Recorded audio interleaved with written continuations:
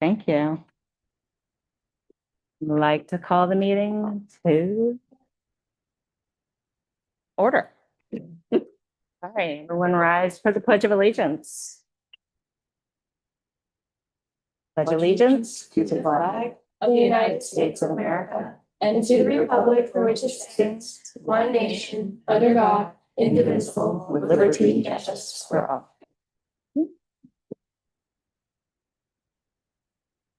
Thank you for coming. I'd like to welcome all staff and visitors.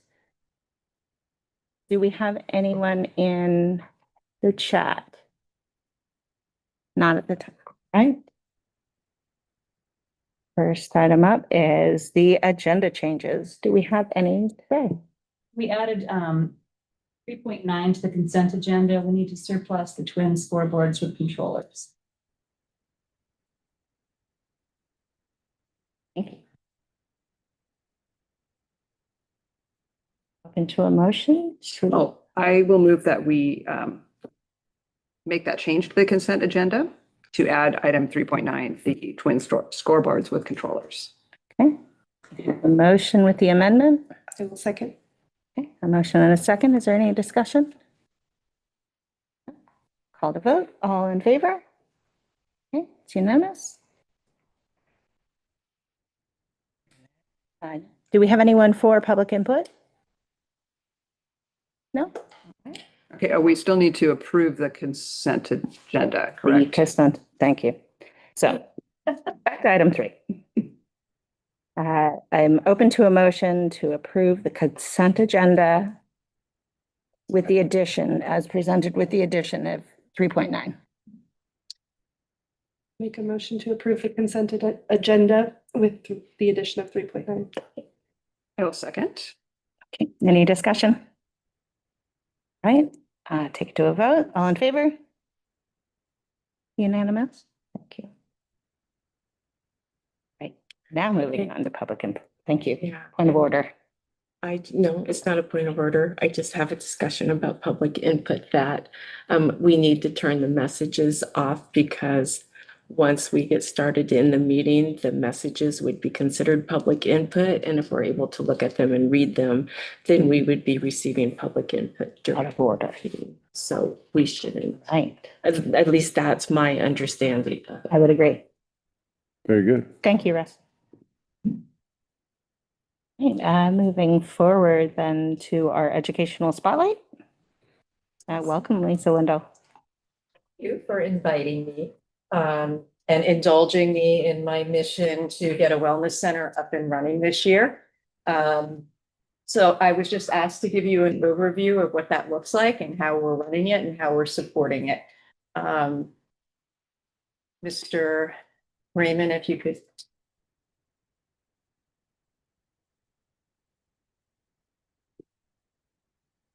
Thank you. You can go right to the next slide. Thank you. So our Wellness Center is part of a multi-tiered system of support, MTSS. In the middle, you can see it's tier 1, tier 2, and tier 3, green, yellow, and red.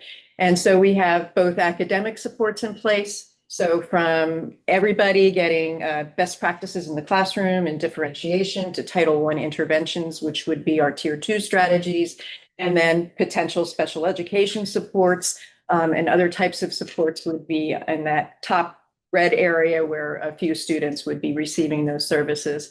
On the other side, when we're talking about behavior and social emotional learning, we've instituted morning meetings this year, following a responsive classroom model.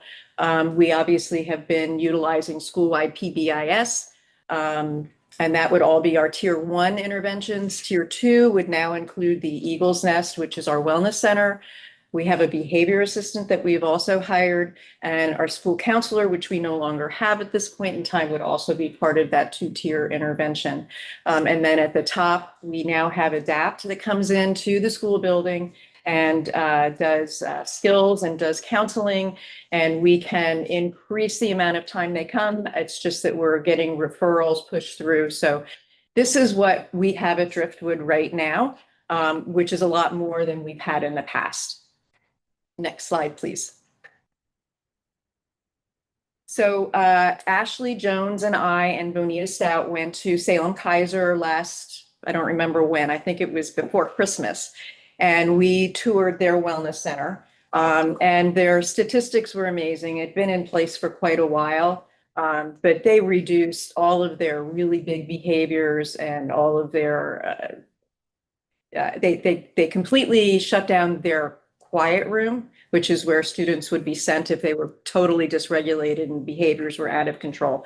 They no longer experience that type of dysregulation, and students are taught to sort of be able to recognize when they're becoming dysregulated and independently access this wellness center where they could choose the types of activities that they knew would address that dysregulation.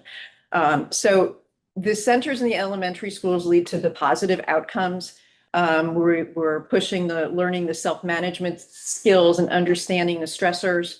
And having this in place does improve academics, attention, attendance. Next slide, please, Rusty. Thank you.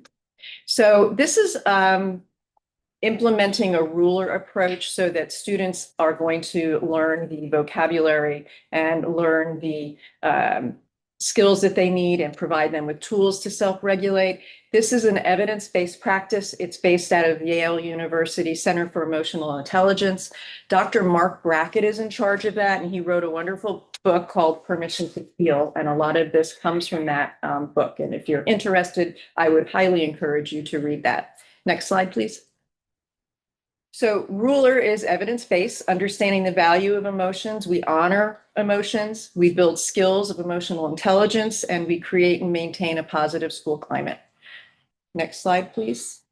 So ruler stands for recognizing emotions in oneself and others, understanding the causes and consequences of emotions, being able to express emotions according with cultural norms and social context, and regulating our emotions with helpful strategies.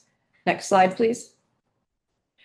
So this is the mood meter, and students can come in and identify their emotions and identify where they are on the quadrants. The quadrants help us direct students in the Wellness Center to the type of activities that they can do that would bring them back to baseline. Next slide. So this is it kind of incorporates a lot of the things we're doing. Our charter is basically our PBIS expectations within the classroom, so students know what to expect. The mood meter kind of helps enhance our self-awareness. We're encouraging students when they're feeling dysregulated to take a moment and sort of figure it out and see what would help them to get back to baseline. And it kind of supports our blueprint of creating a safe environment where students can be ready to learn. Next slide, please. So we're going to be doing some classroom instruction about vocabulary and about what it's kind of expanding the vocabulary. It's one thing to say you're mad, but maybe you're not really mad. Maybe you're just frustrated, right? And so we want to be able to teach kids the vocabulary to really understand where it's coming from. And so that's all part of morning meeting. We're going to establish class norms, teach the mood vocabulary, practice using the quadrants to identify where we are. And then I have family engagement packets that will go home during our open house on Thursday. Next slide, please. So this is an example of some of the vocabulary that we are going to teach our students at each of the different grade levels. So you can see it's pretty diverse. It's giving a much richer way to describe how one's feeling. Next slide. So our red moods tend to be unpleasant and high energy. Our blue moods are also kind of unpleasant but low energy.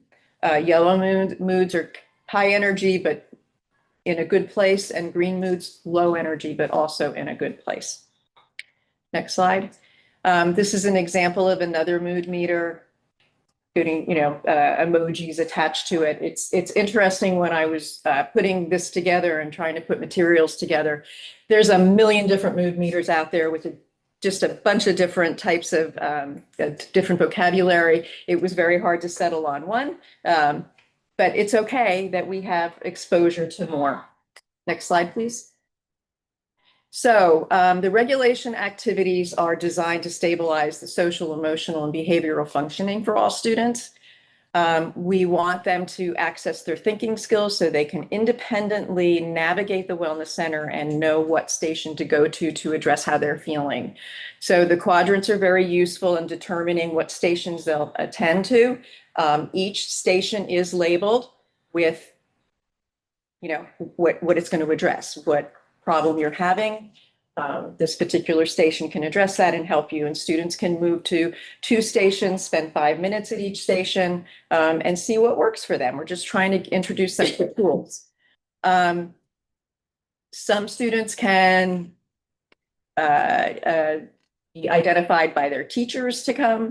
Other students have scheduled breaks throughout the day. Those are students that we've already identified that need consistent breaks.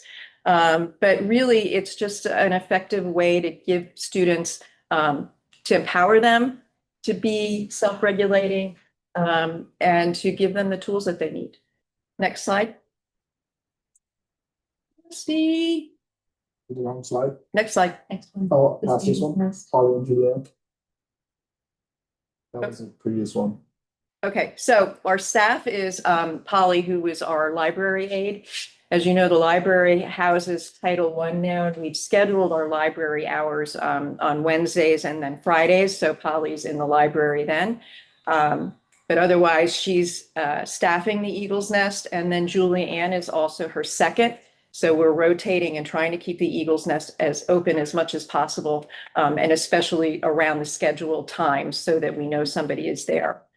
They're building routines for access. They're checking, students check in with them. They tell them how they're feeling. They direct them to the stations that might address how they feel. And then they monitor the time, and the students check out and let them know whether the baseline, whether they're feeling the same, whether there's been any improvement. Teachers are proactively monitoring students in their classroom and can send them. Students can request if they need, and then, as I said, schedule breaks throughout the day. With the students, we're teaching them to know the expectations on how to access the room. We did PBIS training for different locations throughout the school the first week of school. So everybody got to see the wellness center and know what the expectations were, as well as other locations throughout the building. Next slide, please.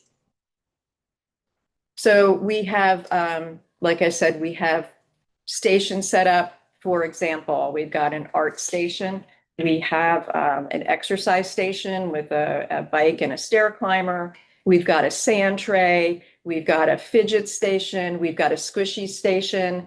I forgot what else. There's a book station with a mirror so that students can read about their emotions and identify where they are at.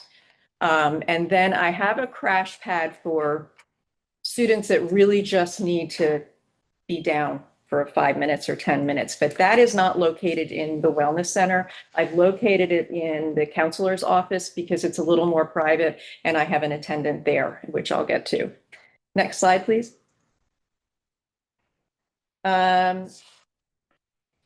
So when the emotions are too big, we hired a behavior specialist. That's Kayla Kemp.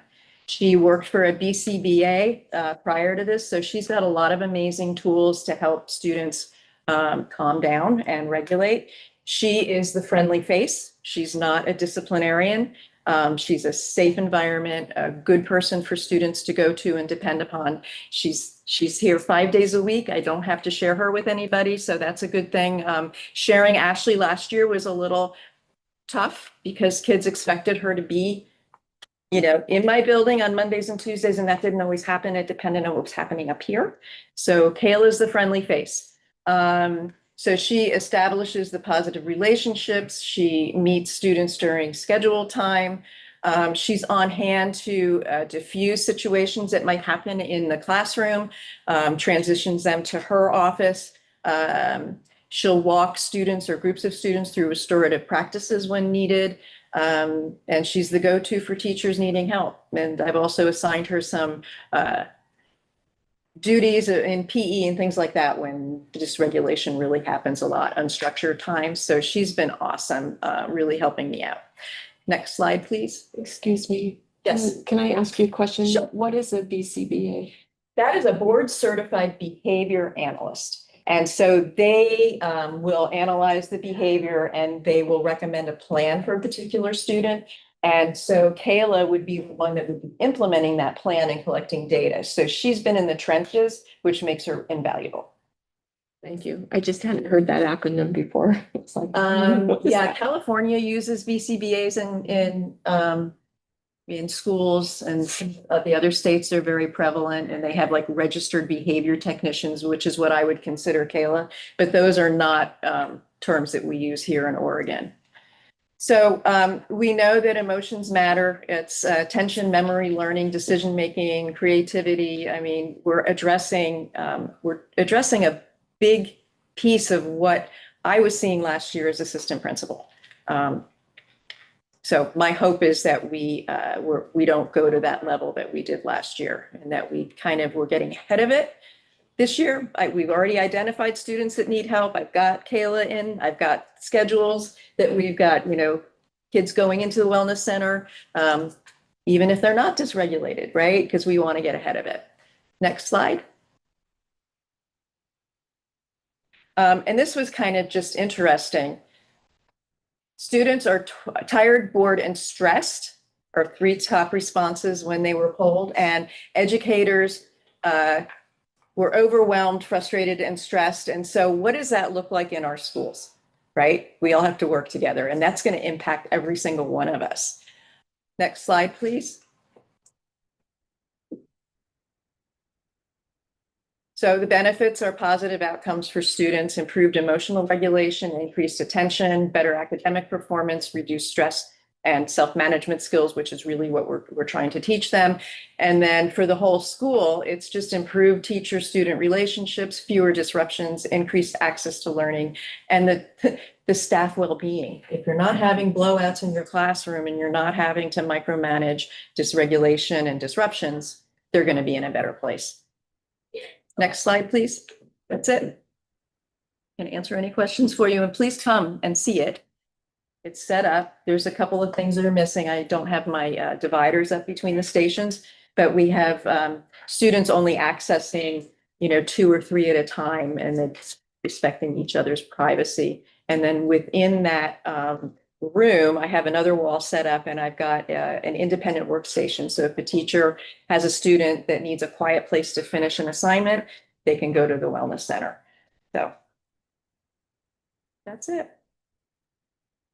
So I have a question. Sure. Seems like you have a lot of moving parts. There's a lot going on there. Yeah. So have you thought about how or what you're expecting to see? Like what data are you expecting to see change through the year that's going to tell you this is working or it's not quite working? We might need to do something different. Yes, for certain. It'll be who's accessing it, what is the, behavior or the stressors that they're presenting with, and, how the stations are addressing it in conjunction with Kayla handling the big behaviors. And when she handles the big behaviors, I'm hoping, my hope for her is that she's going to be teaching the skills needed to access the wellness center. So students are going to identify how they're feeling before it gets too much and be able to access the wellness center independently. And so that's what I'm looking for, a reduction in the Kayla interventions and an increase in use of the wellness center, and less teachers, calling me to get kids out of the classroom.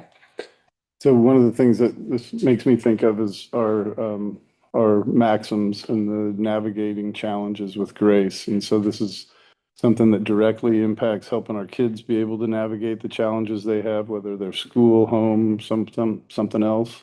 And it also is there helping our staff figure out how they can navigate those challenges with grace, because those tough kids are they're in there every day, and you've got 20 other kids. And so if we get that managed, we're doing a lot more things gracefully, making a lot more progress. And a couple of data points that I think we can also look at as I believe we'll see a significant decrease in the number of office discipline referrals. And then also we'll see a decrease in the number of times where a student has to be restrained or We don't do that. placed in isolation.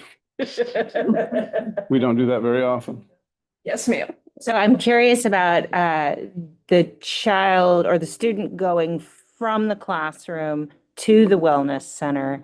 And if they self-report, are they able to go on their own? Are they escorted? It's teacher phone calls, to the Mhm. wellness center. Okay. Needs to, is asked to come. Mhm. And wellness center will say, I have 2 people here right now. Tell X it can come in 5 minutes. Mhm. They have a wellness center pass that they bring with them and they go directly there. They're not accompanied. The whole idea is that this is independent. Mhm. If a student needs to be accompanied anywhere, it's a Kayla thing. Mhm. So, And then there are also times where they're scheduled in for their preventive yes. things, right? Where they're building skills. Students that need 4 breaks a day. And so we've scheduled them. We've got 3 in the Eagles Nest and then 1 would be with Kayla. So Kayla's going to do social emotional learning lessons or games with them. And then the ones, like I said, the high flyers, we're going to teach them how to come down, how to recognize how they're feeling and how to access the wellness center appropriately. So, and as you know, this is a countrywide problem, with the behaviors. We're not the only school district that's been experiencing it, and this is the way it's being addressed. And I'm thrilled to have have a room and coming, and they are thrilled that we have a wellness center. So it's kind of, we'll be able to kind of navigate through all of that. So got those supports in place. I'm glad for the community partnership. Yeah, and I appreciate the proactive work on that. That's what, we have to get ahead of it. It's addressing it, making sure that they've got a connection and a friendly face. And if they're feeling funny, they've got somebody to go to that can walk them through it before it becomes a problem. It really comes down to lagging skills. So we're there to help build those skills. Behavior is just like any other subject that we teach. And if there's an area where a student is behind and needs some instruction, this is the perfect place where we can provide it. And I do have one other question. I was just a little confused. So I know that we were doing the sources of strength, like K through 12. So how does this fit in with that? Or Sources of Strength and Wayfinder are all social emotional curriculum that students and have access to. I'm only asking them to teach vocabulary okay. and to teach kids how to use the mood meter. That's not going to take very long. Okay, so it's not really It's not going to overtake, but it's just, we're going to infuse it and I'm sorry about the 8 o'clock start time. But it's allowing 30 minutes of morning meeting, getting the kids in and doing the lunch counts, but then spending that last 15 minutes where they really do have time to do the SEL lessons. And like I said, the vocabulary won't take very long. Learning how to use the mood meter is not going to take that long. And then Wayfinder and Sources of Strength are back on. It's just another layer. Are there any other questions or comments? Nope. Thank you.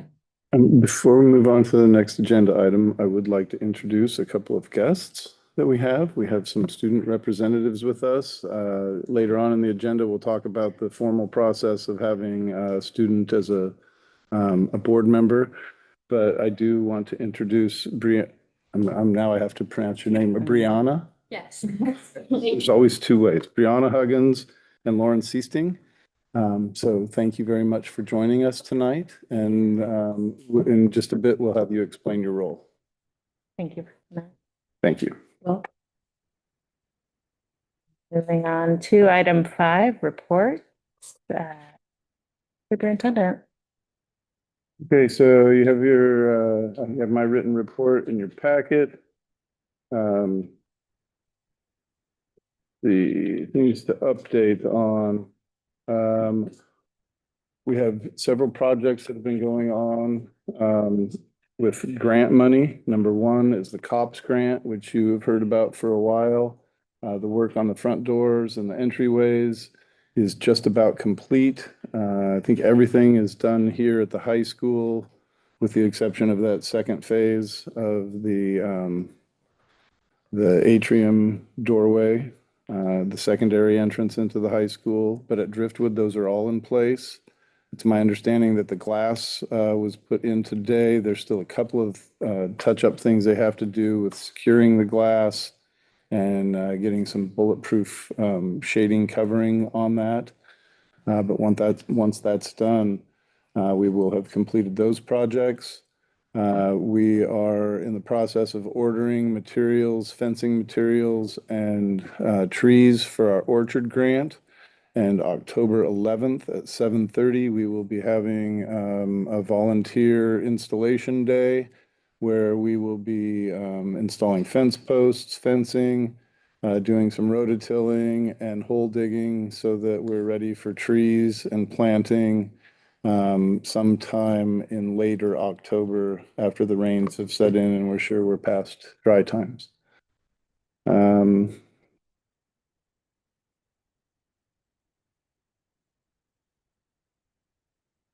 One more. Oh, I skipped ahead. Those were facilities pieces. The other facility pieces, I've been in contact with Lynn Coker. He is a newly elected Curry County Commissioner.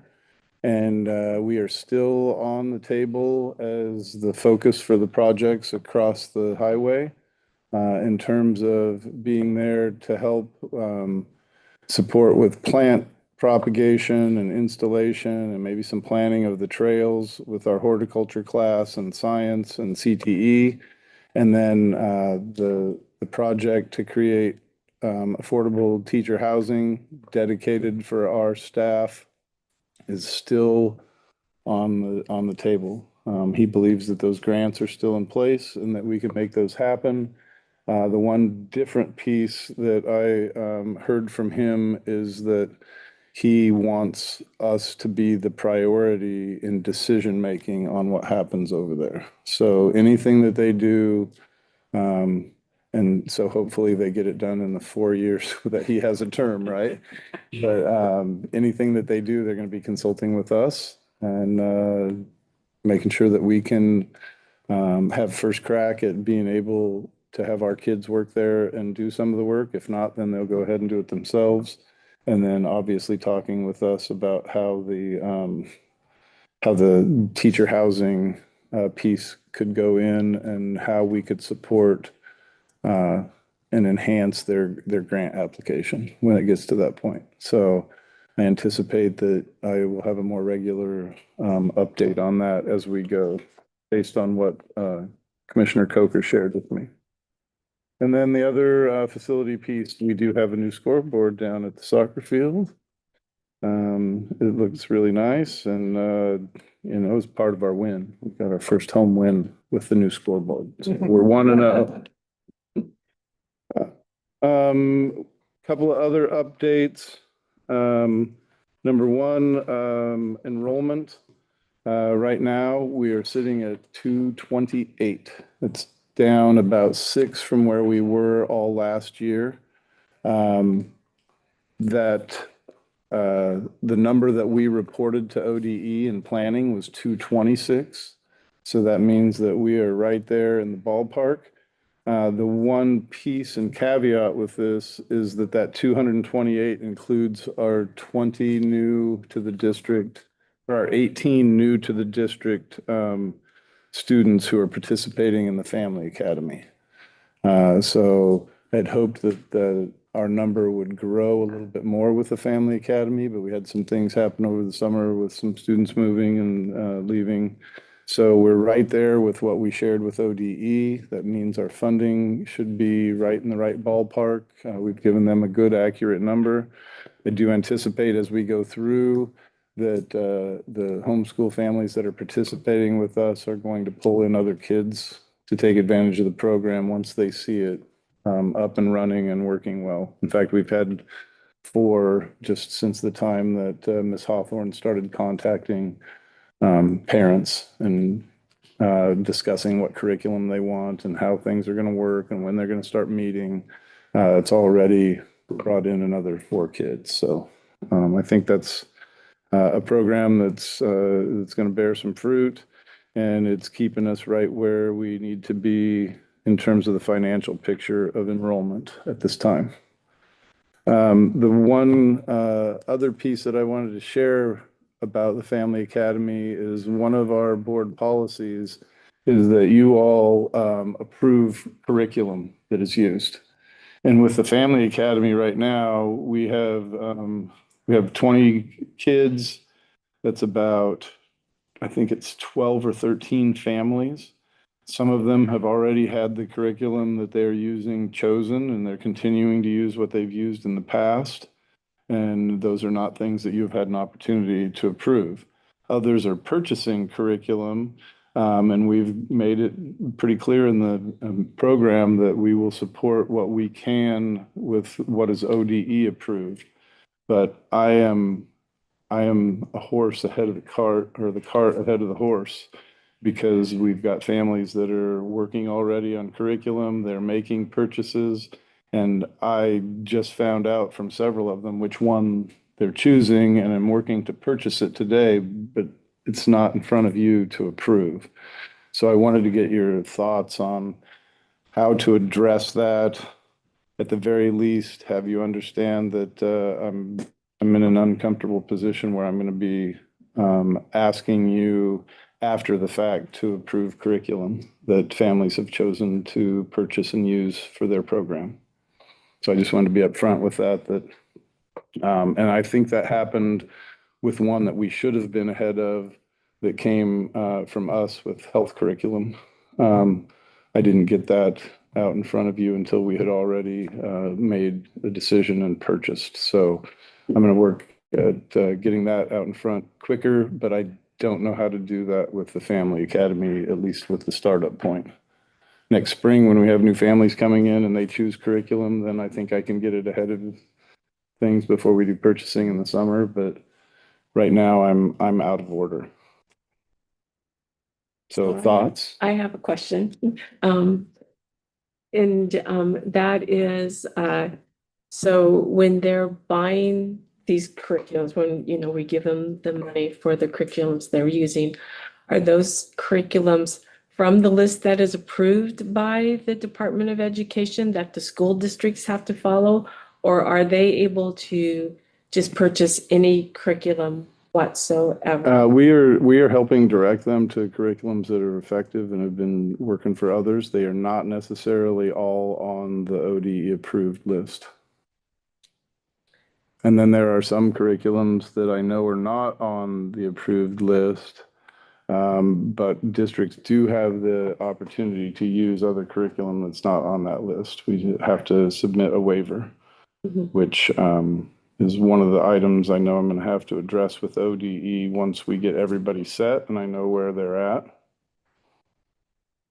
So I think that would be just one of the things that I want to make sure of is that we're in compliance. And then another question, as you're talking about that, these students that are in the home academy, because as a board, we're responsible at graduation of confirming that, yes, the students have met the graduation requirements of our school district. Do these students participate in our graduation? Are they part of that or Yes. not? And so then, and this might be like a conversation at another time and stuff, because I mean, it's quite in depth. I just want to know, how is that determined? Yes, they are just like, they're not a different school. So it's not like we have Driftwood, Pacific, and Family Academy. Family Academy is an alternative ed program that works K-12. So we have some kids at PHS that are participating. We have some more kids that are participating that are technically Driftwood students, but they are in the Family Academy. So they do count towards our graduation rates and how we're doing with state testing. They would be eligible to walk with us. They are students in the district. They would be coming from an alt-ed program. And we have other kids that are in different alt-ed programs or have throughout time. So they would still have the ability to walk if they chose. I don't know if I answered all your questions, or you probably have more as well. I mean, there's always questions and stuff. It's a new program and stuff, and we're just figuring out some things, but those were two of the questions I was thinking of in regards to the board's responsibility of the education, what's expected Yeah. in the district. So Kate is working really hard to work with families and pick an effective curriculum.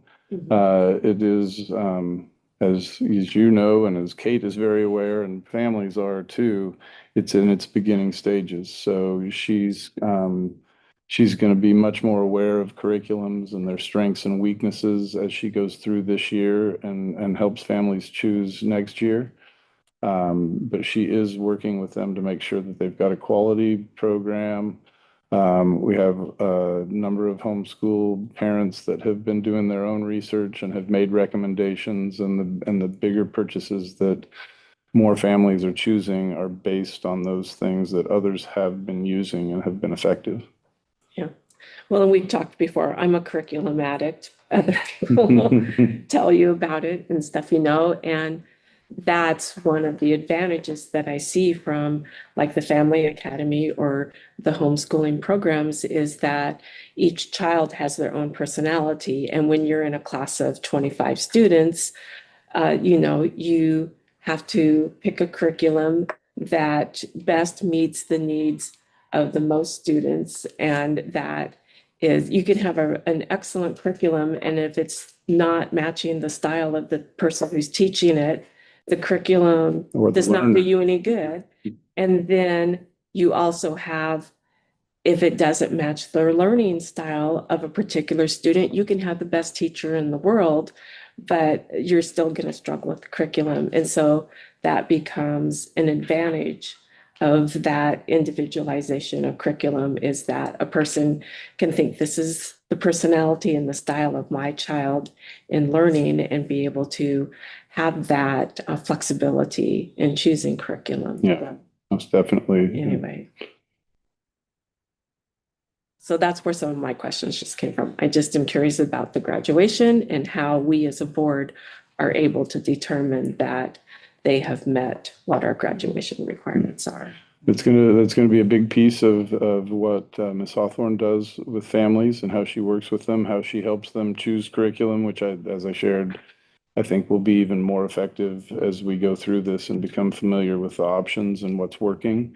The other piece that comes along with this is, yes, the parents are the teachers at home, but they have Ms. Hawthorne there to support them with really thinking more intently about assessment and how to utilize those assessments to see where kids proficient and where they have room that they need to grow and develop. And her having that insight as teacher, I think will help support the families in making that curriculum work for each of their individual kids. But curriculum choice is huge, and sometimes we hit it and sometimes we don't. Yeah.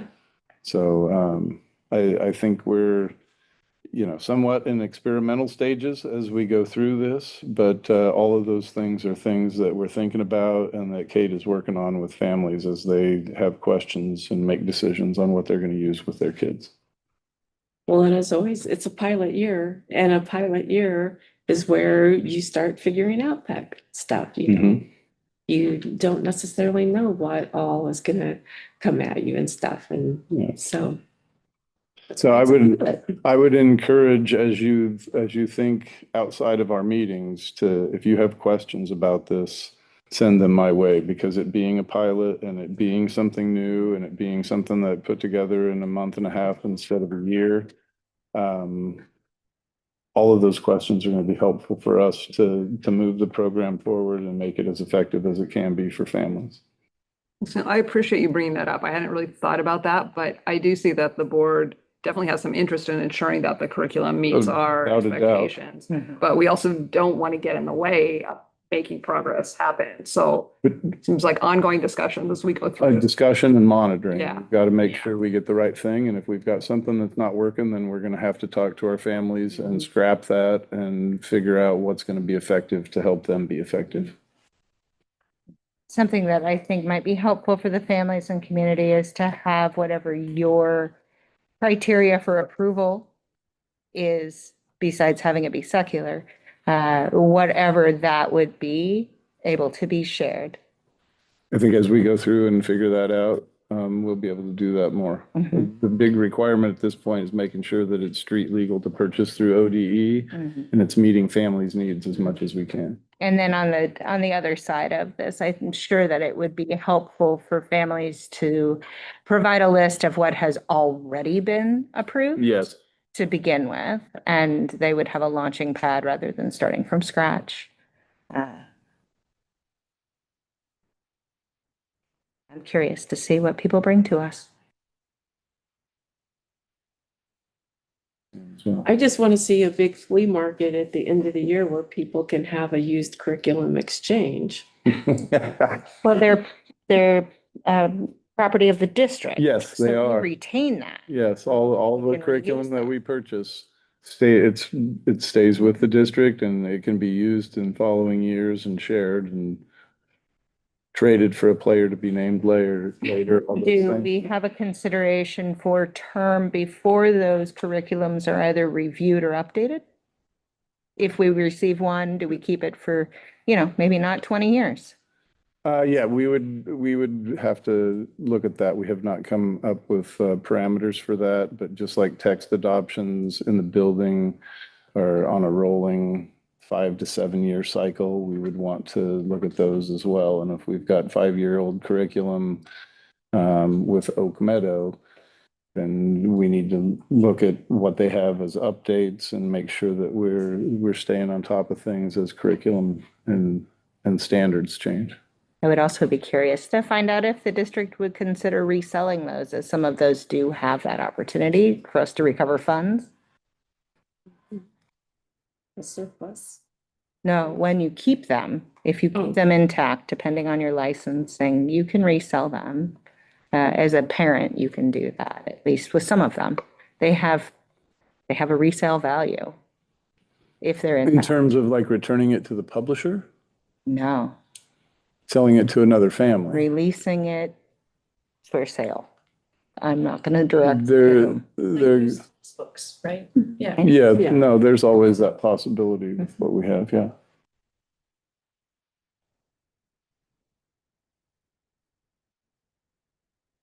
I've heard some really good things, in general about the home academy. I'm glad that it's rolling out and continuing on.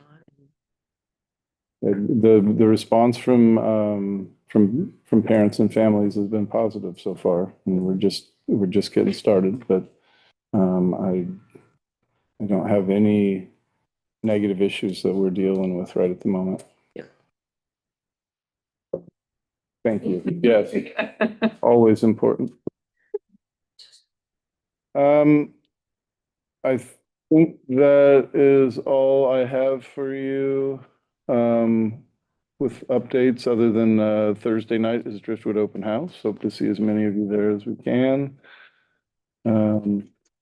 Questions? You have a question, and I feel like this is a thing I should know, but can you remind me the Orchard Grant project? What is the scope of that? So the Orchard Grant project is through Oregon Department of Forestry. I think those are federal funds, but they were different federal funds because they were never in jeopardy when we were going through all that mess. But we received approval for $51,000 to spend. And that will pay for like our first day, it'll pay for fencing, materials. We're hoping to get a lot of the time volunteered, but we also put in to the grant to pay contractors to help us with excavation and digging. There's money in there to pay for supplies and tools, which Ms. Tomko's in the process of ordering some already. Money to pay for the trees. And we are working really hard to spend those dollars locally. Going in. It's going right over here. It'll replace not replace, but it'll be around the cranberry bogs. And it'll tie in with the overall plan for the whole horticulture area over there. And what's the other thing I was going to share?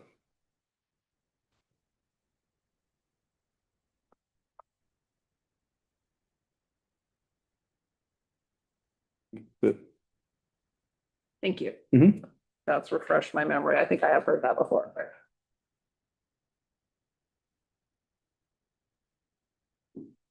Okay.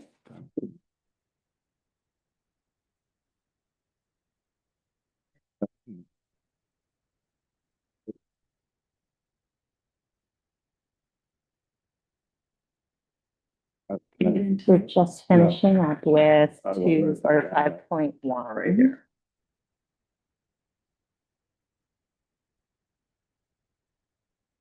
You were up. Moving on to Pacific's principal report. Okay, well, good evening, everybody. I'm glad to be here and I have been launched and running since the day that I got here. So I'm learning names, systems still, and everything that needs to be happening at Pacific, and glad that I'm here. Some of the updates that I was going to share were some of the changes that I brought coming in. The staff and the students are doing better with this. So coming in, I asked for lockers and locks. I asked for backpacks to be kept in the lockers and cell phones away all day. They were a little put off with this, but it was for the reasons of safety, and also whether it's safety weapons coming in or tripping in the classroom over backpacks, things like that. I also asked that lunch was to be eaten in the cafeteria because we had an increased rodent issue, and we had some students last year that were in places that they shouldn't have been. So I was, again, looking at the side of safety and what we needed to do. And so with that, I've ordered a nice little game cart for our gym so I can put all the balls out there. We have music that is now going on for lunch options. In the cafeteria, I have put in an order for a TV for movies, especially when it starts raining, or music, things like that. We have some games and a cart, and I just got a wagon for them to wheel them out, and got added on some hacky sacks and frisbees and some things like that for the kids to do in the field. Also have lanyards coming. So whenever a kid wants to go in and eat and then leave right away, they'll have a lanyard on for any activities and clubs. And then they can just go to that teacher and it'll have the teacher's name or whatever kind of icon that they want on their lanyard. So then again, we know where they are. And I've just kind of been putting an extra increase on doors need to be locked when teachers aren't in that room. Just so again, we know where they're at and where they're going. For staff, some of the updates that I have done is I've asked for 3 days worth of submaterial that Ms. Nickel and I are aware of. So we know that if anybody's absent, that we are covered. That is shared. I've asked for every single staff person to have an in-person or a adventure, like field trip kind of thing. So if whatever, so people are learning more, having experiences come in and out. And then this month we celebrated our first birthday of the month. So for September, we're doing that once a month, and I bring in coffee, treats. I have a list now from staff of telling me who does the best cinnamon rolls in the area and how to pre-order. So yeah, Julie Watson, I've heard some names. So I'm getting those ordered too. So again, we can just team build and just enjoy each other that way. I've also updated the work and experience forms and have been having independent consultations with students, building on their strengths. So if they want to work on a Friday, or if they have an independent study, I'm giving them more options of different ideas they can have, whether it's volunteering or work. So they have to share their pay stubs, or they get a signature from whomever it is that they're working with, and they can get up to 2 credits for that at 65 hours for a half credit. So I updated that to make sure we were all on the same page.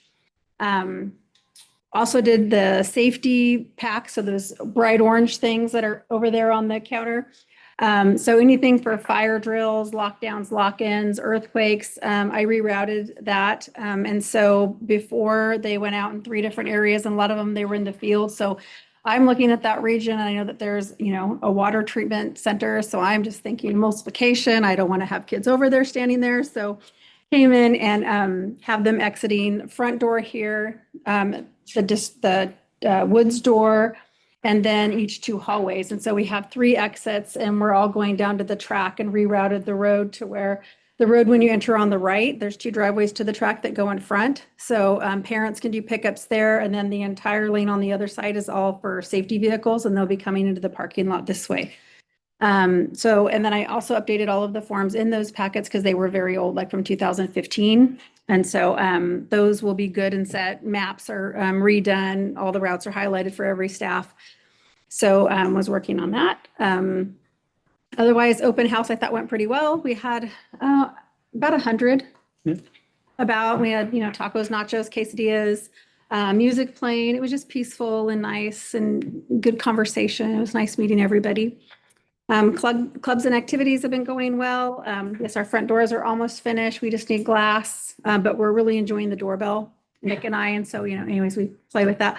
But otherwise, I have the principal's coffee coming up, and I have some parents that have emailed in saying that they want to attend. And so I'm excited to have them and just to continue to move forward. And this time next month, I'm hoping to have routines in place so I'm not jumping into new things and doing things like that. So I'm looking forward to some routine. So thank you. Yeah. Any questions from anyone too? Thanks for updating the outdated material. Yeah. Important to notice. Anybody have any questions? No? Right, then. Moving on, I feel like we've nearly gotten there through the wellness center, but our Driftwood. It's the update then. updates. This I did, I think, when I got back from my trip of the East Coast, so I'm not quite as detailed as I'd like to be. The current enrollment is 110 students. We have one pending that should be starting next Monday, so we'll have 111. Our staffing needs have actually increased a little bit. We are still in need of a PE teacher. My current substitute has told me that she's not going to stay past October 10th. So we're kind of scrambling, trying to find other subs that are willing to take over. And I don't think we've gotten any new applications. No, yeah. School counselor, obviously, for both buildings. I'm going to be in need of another special ed assistant to take on the role of a one-on-one aide for the time being. So that's a new position that we'll be posting. We had a half-day kindergarten schedule for the last 2 weeks. Just getting kids are kind of immature, but getting them, into the routines. They just, went from 8 to 12:30, had breakfast and lunch with us, and Teal's done a great job of getting them in their established routines. Today was their first day, full day, which is how we're going to roll it out. There's not as many as last year, thank goodness. So that looks like it's going well. We have an open house and Title I meeting on Thursday. We're gonna, feed folks. I'll do the Title I presentation, and then I'll also pass out those emotion meters for the emotional packet for the parents so that they know the language and how we're addressing the behaviors in the wellness center. School pictures were today. Fall festival and pumpkin patch is tentatively planned for October 3rd. Entry door construction, they did put the glass in today and yesterday, but they, as Aaron had mentioned, they still have to do the bulletproofing and some of the others. And then the one thing I forgot to mention, and it's happening at both buildings, they're working on the technology end of things before they bring it, but there will be camera intercoms at each front door also, which I think is more critical here because we don't have line of sight windows like we do at Driftwood now. But being able to see who you're talking to, who wants to come in the building and see them and talk to them is going to be a capability within 2 to 3 weeks by the time they get that put in. I'm grateful for the double doors. I had an issue last year. It would have been prevented had the individual not had access to the main hallway. Yep. So we are currently doing our diagnostics for our Title I groups.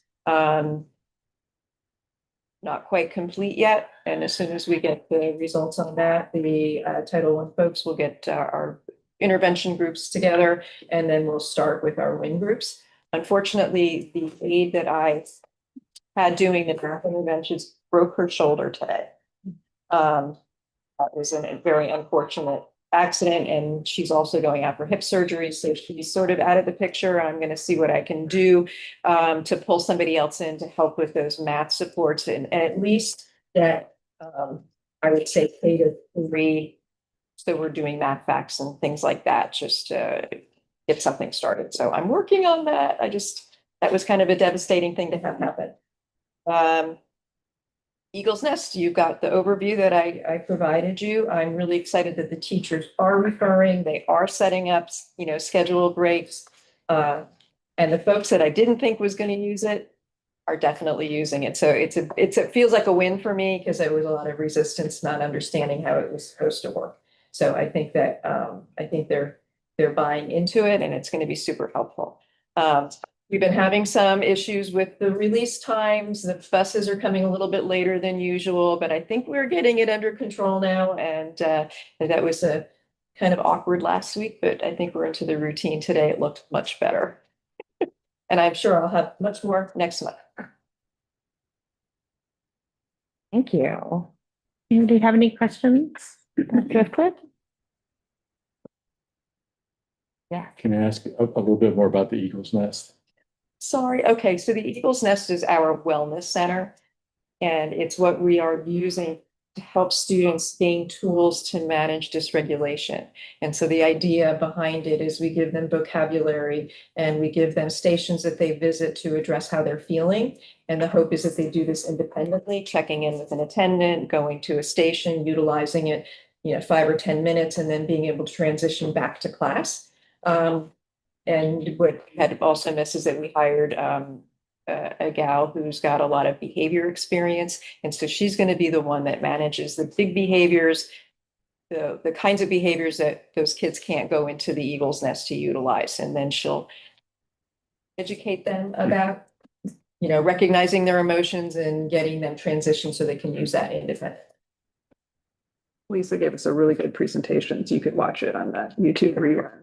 Yeah. Is that a presentation that might be emailed to us for all to review? If you like it, Maybe. would you be able to email that?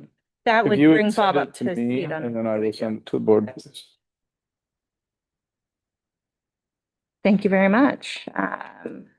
It appears transportation and maintenance. You will have those This reports next month, yes. They have been working. Mhm. We've been getting kids to and from school, and there have been many repairs and things going on. But we do not have a report for you on those two. Right. Bringing us to 5.5, technology report, Dusty. And the TV. Wizard. So, right now it's getting, teachers associated with what they need, as you mentioned earlier with the Fountain Academy.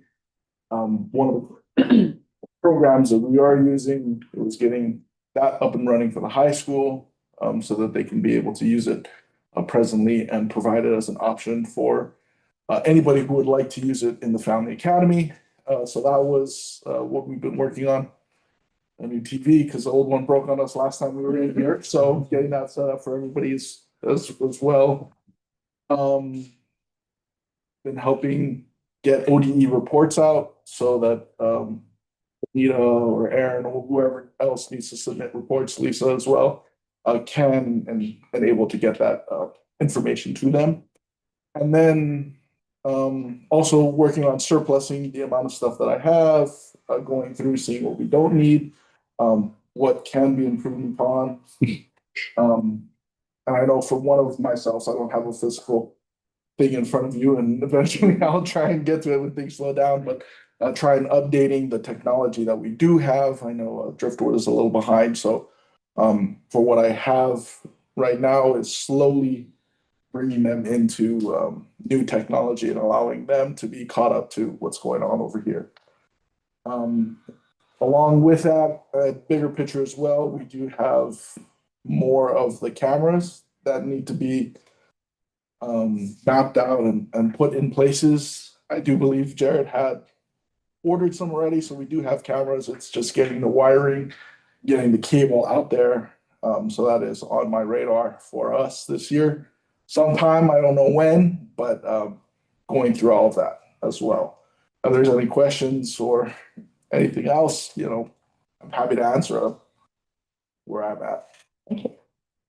And as well as the kids, making sure that they have, access what they need to be, logging out of Chromebooks, a lot of resetting passwords and everything like that, and making sure that they have access to what they need.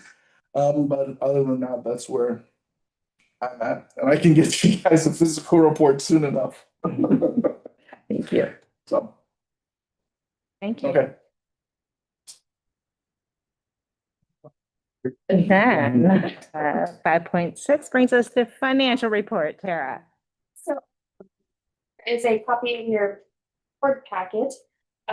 Just a couple quick little things. We've been pretty busy over in the fiscal office, getting the payroll set up and getting everybody ready because payroll is next Tuesday, so we need to get that going.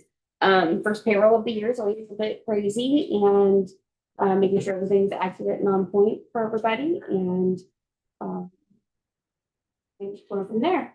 Couple expenditures, of course, this is as of the end of August is what's summarized here. As of right now, we're looking pretty good for ending fund balance.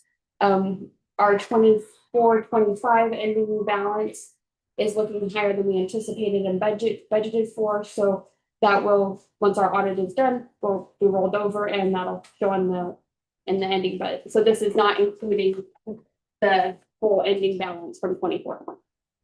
And then on the second page, or actually third page, is our special revenue funds summary, and you'll see some of the grants. It looks like those are our integrated guidance grants, which is Measure 98 and high school success, student investment account, and early literacy grant. And it's looking like we're overexpended because they only release a small chunk of it until their actual system or their processes, ODE's processes are complete, and then they'll release the full funding. So it looks like our $380,000 SIA grant is only $60,000, and gave Aaron and I a heart attack. Minutes concern there at some point. That was kind of a big number to be off. You also see in here the Orchard grant, and the COPS grant, which of course looks like there's a bunch of money available, but those are all pretty well spoken for. And so those be going down. Title I, we ended up with $42,000 that we will be carrying over from 24-25 into 25-26. So that's where we started off with that. And then all our title grants are funded and will be built. And I'll be shuffling some numbers around here fairly soon and get it all done. And a couple of you have shared items from going to your OSBA workshops and such, and just from your own expertise in the past of information that you want in the budget. And I think Tara's been working really hard to get those adjustments made. I hope it's what you all need. But as always, if there's something that we're presenting that you would like to see something different, or you have a question that's not something we've addressed, just let us know and we will try to get to it. Just to follow up with you, Carol, I do have Jackie Olson's worksheets. Oh, okay. She sent me a template about she uses. Great. And so I'll look through those and see how we can implement those. Okay, thank you. Thank you. All right, thank you. Anybody have any Thank you, Tara. questions for Tara? Any further? Okay, moving on, item 6, new business. 1, approve Aaron Miller's contract.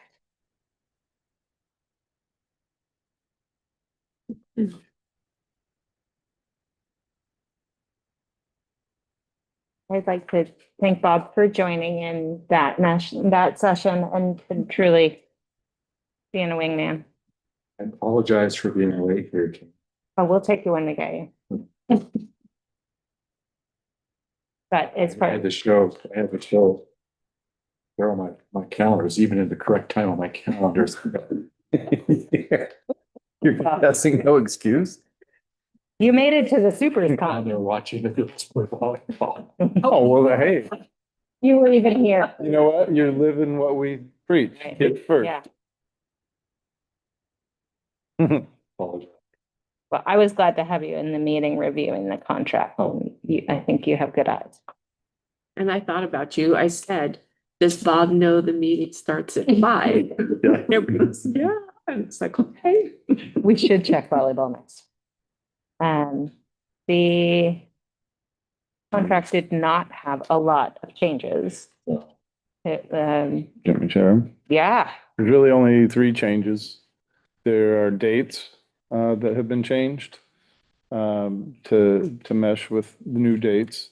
There is a third year added to the contract, so I'm on a 3-year contract. I finished last year. That brings me down to 2, so rolling it up to 3 because I'd like to come back, and at this point, you'd like to have me back. And then the third thing, the only change in compensation or anything like that was to a life insurance policy, which was, I think it's less than, I think it's $31, $41 a month.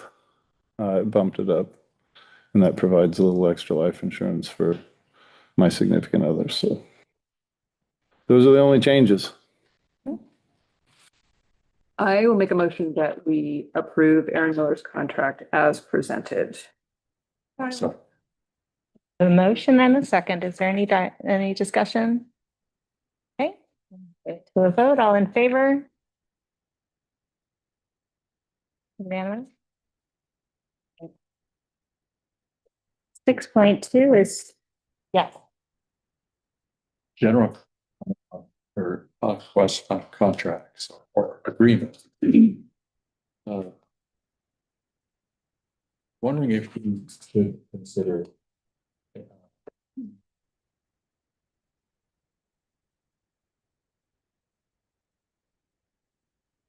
Consideration. What discussion would we have around now? You mean for administration, classified and certified? got a really small group here. Constantly going, Annually? and it falls on the same small, constantly, we don't, we opt out to a subgroup really. This is it, you know. Something to think about. Are you talking about contracts for the teaching staff and the Union. and all of that? I think those would be the ones that we have on 2-year deals. Mine, I try to roll over every 3, and we do the same with administrators too. They are on a rolling 3-year contract if they've successfully completed. If we haven't had a successful completion, then you as a board are going to tell me, no, we're not going to roll it up to 3. We're going to just stick with 2. And I would do the same thing with administrators if we had that happening. But the classified and the licensed agreements that we have and the bargaining that goes with them, those currently are every 2 years. And it would be really nice on my end if it were every 3 also, which is more typical. And then the other piece, which our union groups, I like to have theirs the same year, but it's difficult to have them at the same time also. If they were offset administratively, that would be better, but I don't know if the groups would agree to that or agree with that statement. Trying to throw it out there for something. So I wonder if that's a point of discussion for our workshop. Or if that's a board meeting discussion. Or That's where you all Whatever. decide. It could be at either. It could be an agenda item or it could be a workshop topic.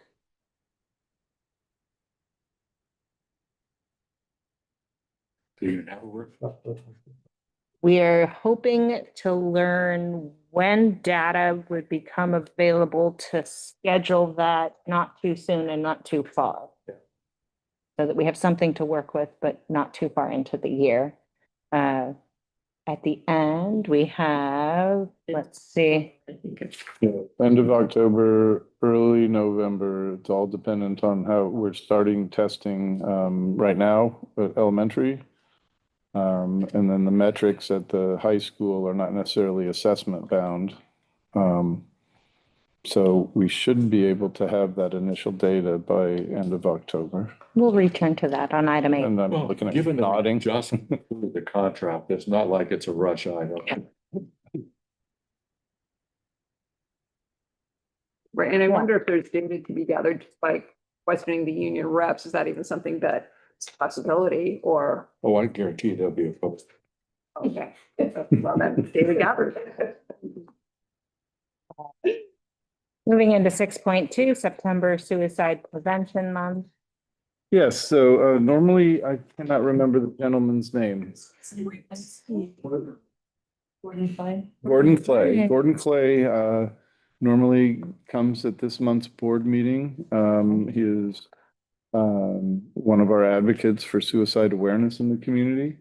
And this is September is Suicide Awareness and Prevention Month in Oregon. So since he is not here, I will go ahead and read the proclamation. September as Suicide Awareness and Prevention Month.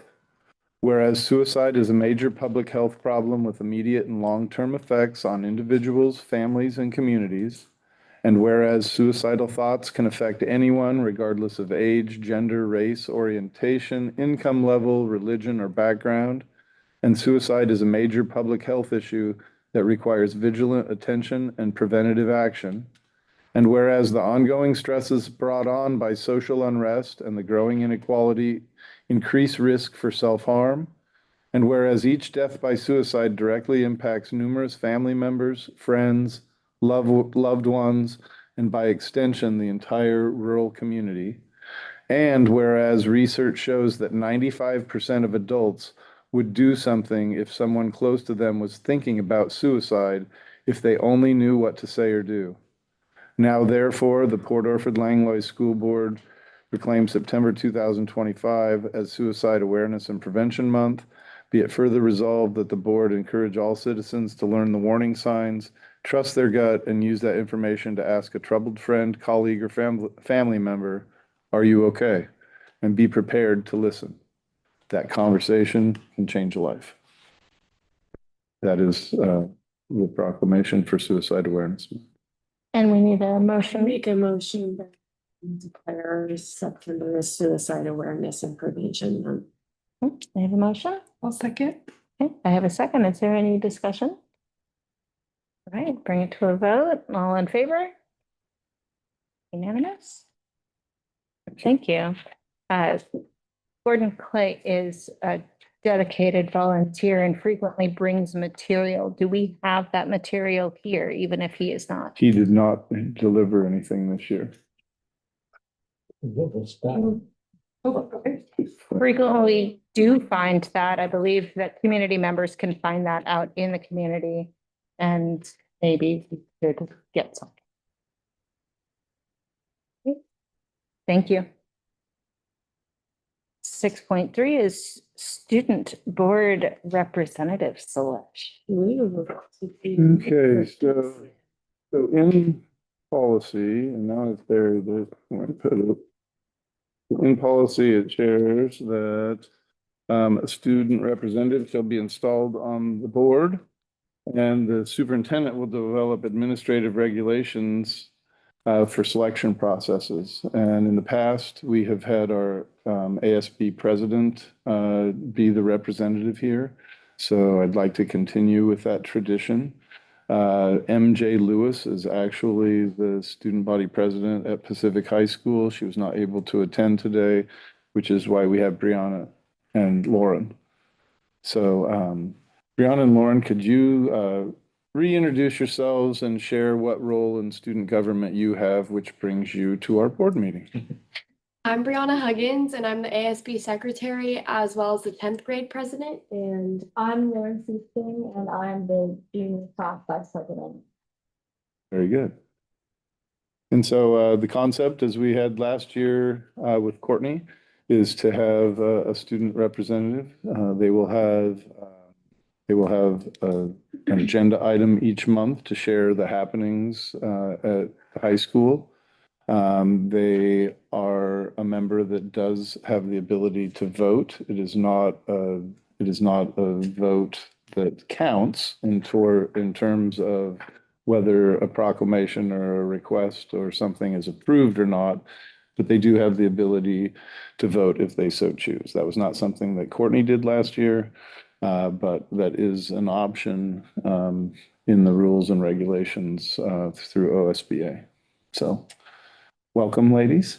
And I'm sure we will see you again if MJ has another engagement and can't join us.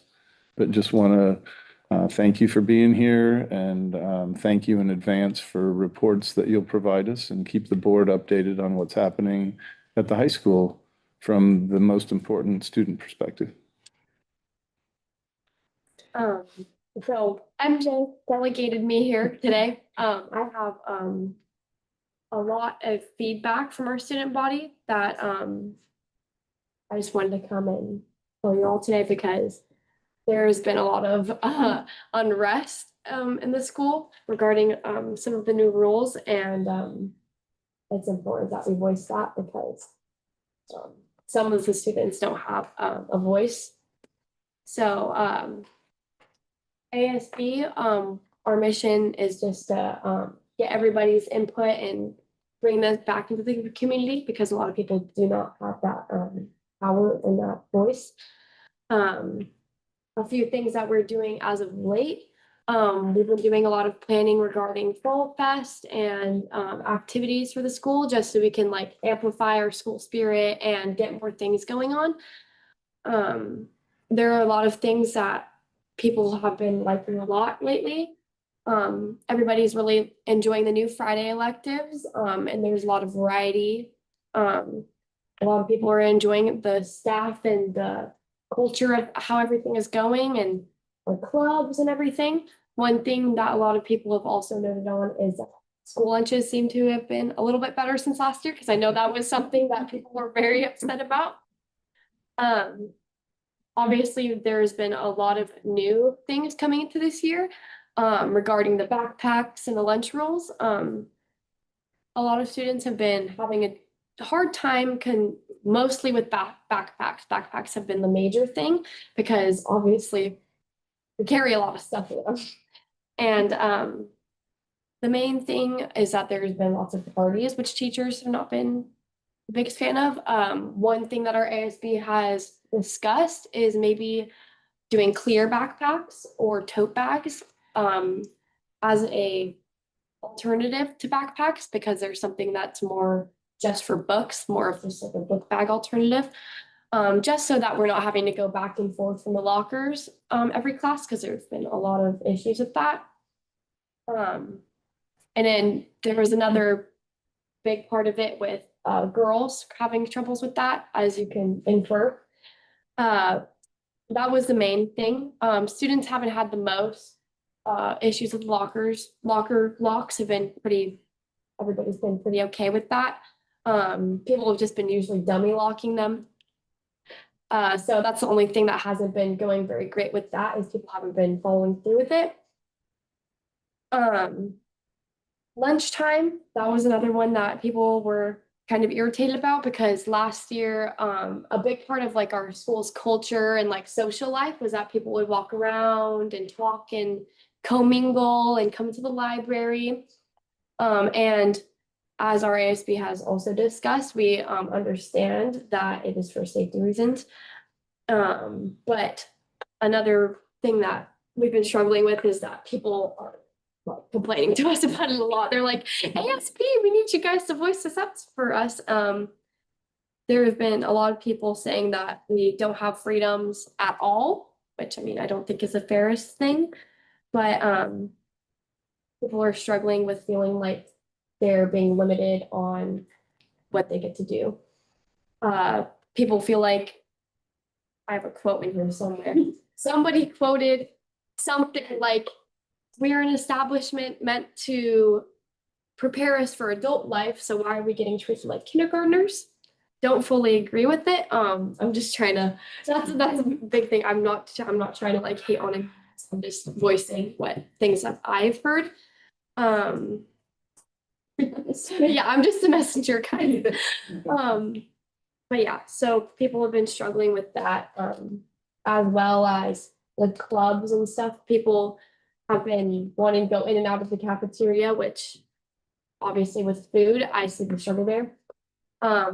With clubs, people have been late to clubs from eating, and another thing with like snacks, like apples or chips, there was a lot of the middle schoolers that were upset about that, because some of the snacks that they could bring, like with sandwiches and stuff, like the things that came with that, they weren't allowed to take them out of the cafeteria and put them into book bags, which was something that frustrated the middle schoolers mostly, because they didn't have snacks like after school. And a lot of people don't have the access to that, especially with sports. It's nice to have a little snack after school, and the school usually supplies that, but it makes it a little bit difficult when we're not able to receive that and take it away from the cafeteria.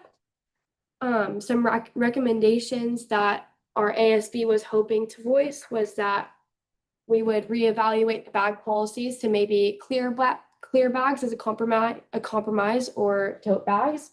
And provide more freedom during lunch while maintaining the supervision and mostly just like walking in hallways. That was pretty much all I had to voice. But yeah, overall, the students are really like, they're getting used to it for the most part, but there are some things that people aren't willing to just like give up. So yeah. Thank you. I appreciate your willingness to not speak just for yourself, but to be a true student representative and speak for the student body as a whole. That is something that we are really looking for, because being just like us, we are elected to represent people in our voting area and things like that. And so I really appreciate your being willing to speak for the whole student body instead of just for you and your point of view. So thank you so much for that. That takes a lot of maturity. And so that's wonderful. Madam Chair, I'm not sure that as a board at this point, there is anything that we are able to do, because it is not the board's role to determine what is done in the school and how it's run. But can we possibly just determine like the whole hierarchy of how they would file their grievances and how they would follow the protocol of trying to address it with the next direct person that they would address to try to come to an understanding or a resolution or an absolute answer of no, we're not changing our mind and stuff. And then that would allow them a more formal avenue to come back to the board with their grievances after they've followed the standard protocol. I think direction is helpful for students. I wonder. So Judy is exactly right that this is actually not an item for the board to address. Mhm. This is, these are items for administration to address. And I too appreciate the honesty and openness and willingness to share. And you came with positives and negatives. Things that we're doing well from student perspective and from any perspective we need to build on, and things that people have issues with, we need to look at and see if there's something to address.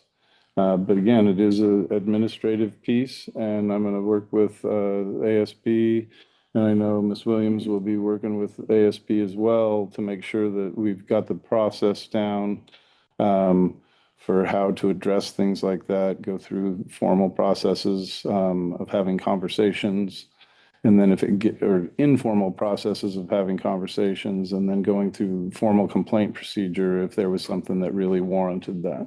So we can work with them on that. We had some similar things with how students presented concerns coming out in the newspaper last year, and we did the same thing. We talked with teacher Ms. Carlton and had conversations with students, and it's a learning opportunity for how to address things that you have concerns with. We have our whole processes and procedures with Robert's rules, with board meetings, and city councils have that. And this is exactly where our students learn those same things. So these are things that we will address. And I and Ms. Williams will be chatting with ASB about how those processes look. Yeah, they sent emails today, so I scheduled meetings for this next week, but today was the first I've heard of it, but. Yeah. I would say the only people that would be missing witnessing this report would be the advisor, and that is not us. That is true as well. But I appreciate your reports. They're important to share and hope to hear back from your advisor and the administration again. Thank you. Yeah, and I'm hoping that you're able to find some resolution to it. And as you'll learn through that process that Mr. Miller will be talking with you about. And I'm sorry, I know your first name, but I can't remember what your last name is.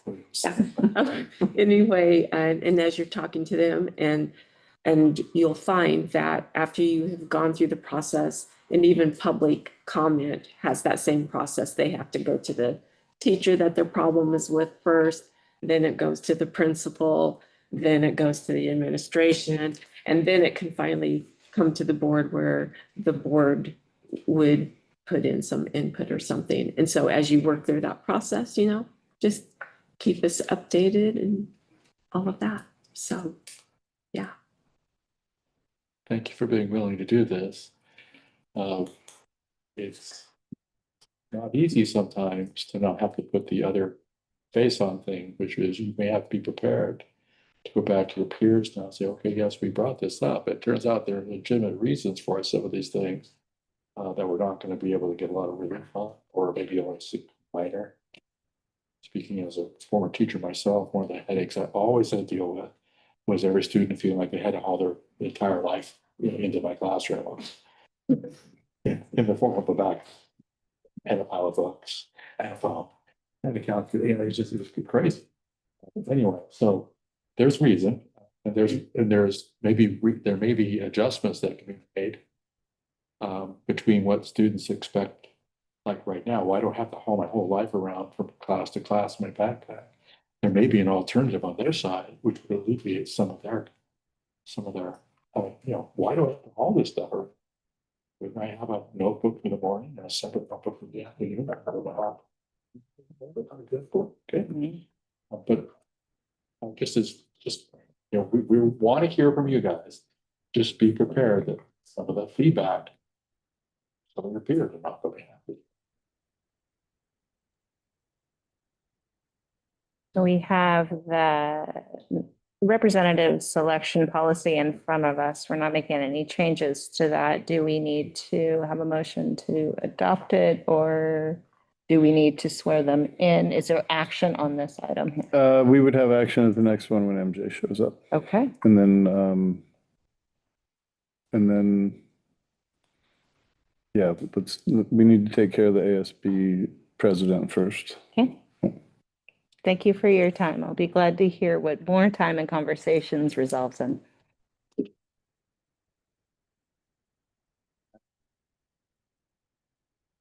There's a pop quiz later. We check for a reason, okay? And Brianna and Lauren, normally we will have the student report be the very first agenda item after Spotlight, so that we know you guys are busy, you've got homework, you need sleep, you got practices, all those things. So you're always welcome to stay and enjoy the whole exciting meeting. But if you are done with your report and have another place to go, we also understand that. So. I was just gonna say, yeah, if you want to sneak out now, you're allowed to. Yeah, this would be fine. Wouldn't even consider it a sneak. Yeah. We're almost done. Get to line judging. Oh, okay. Yeah, There you go. because we've got policies. First, okay, topic. Right. Okay. Thank you for your time. Thank you for your Thank time. Look forward to seeing you again. Thank you. And good luck in your conversations to navigate through. We have a home volleyball game tomorrow night, JV 4:30, varsity at 6. Thank you. Home volleyball. Moving on, With pride. right.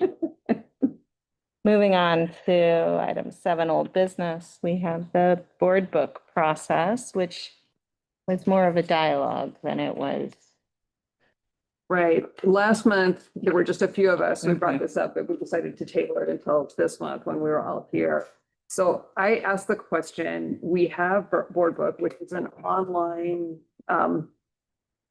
vehicle for doing all this paper. And I know we've complained as a board several times about, oh my gosh, there's another tree.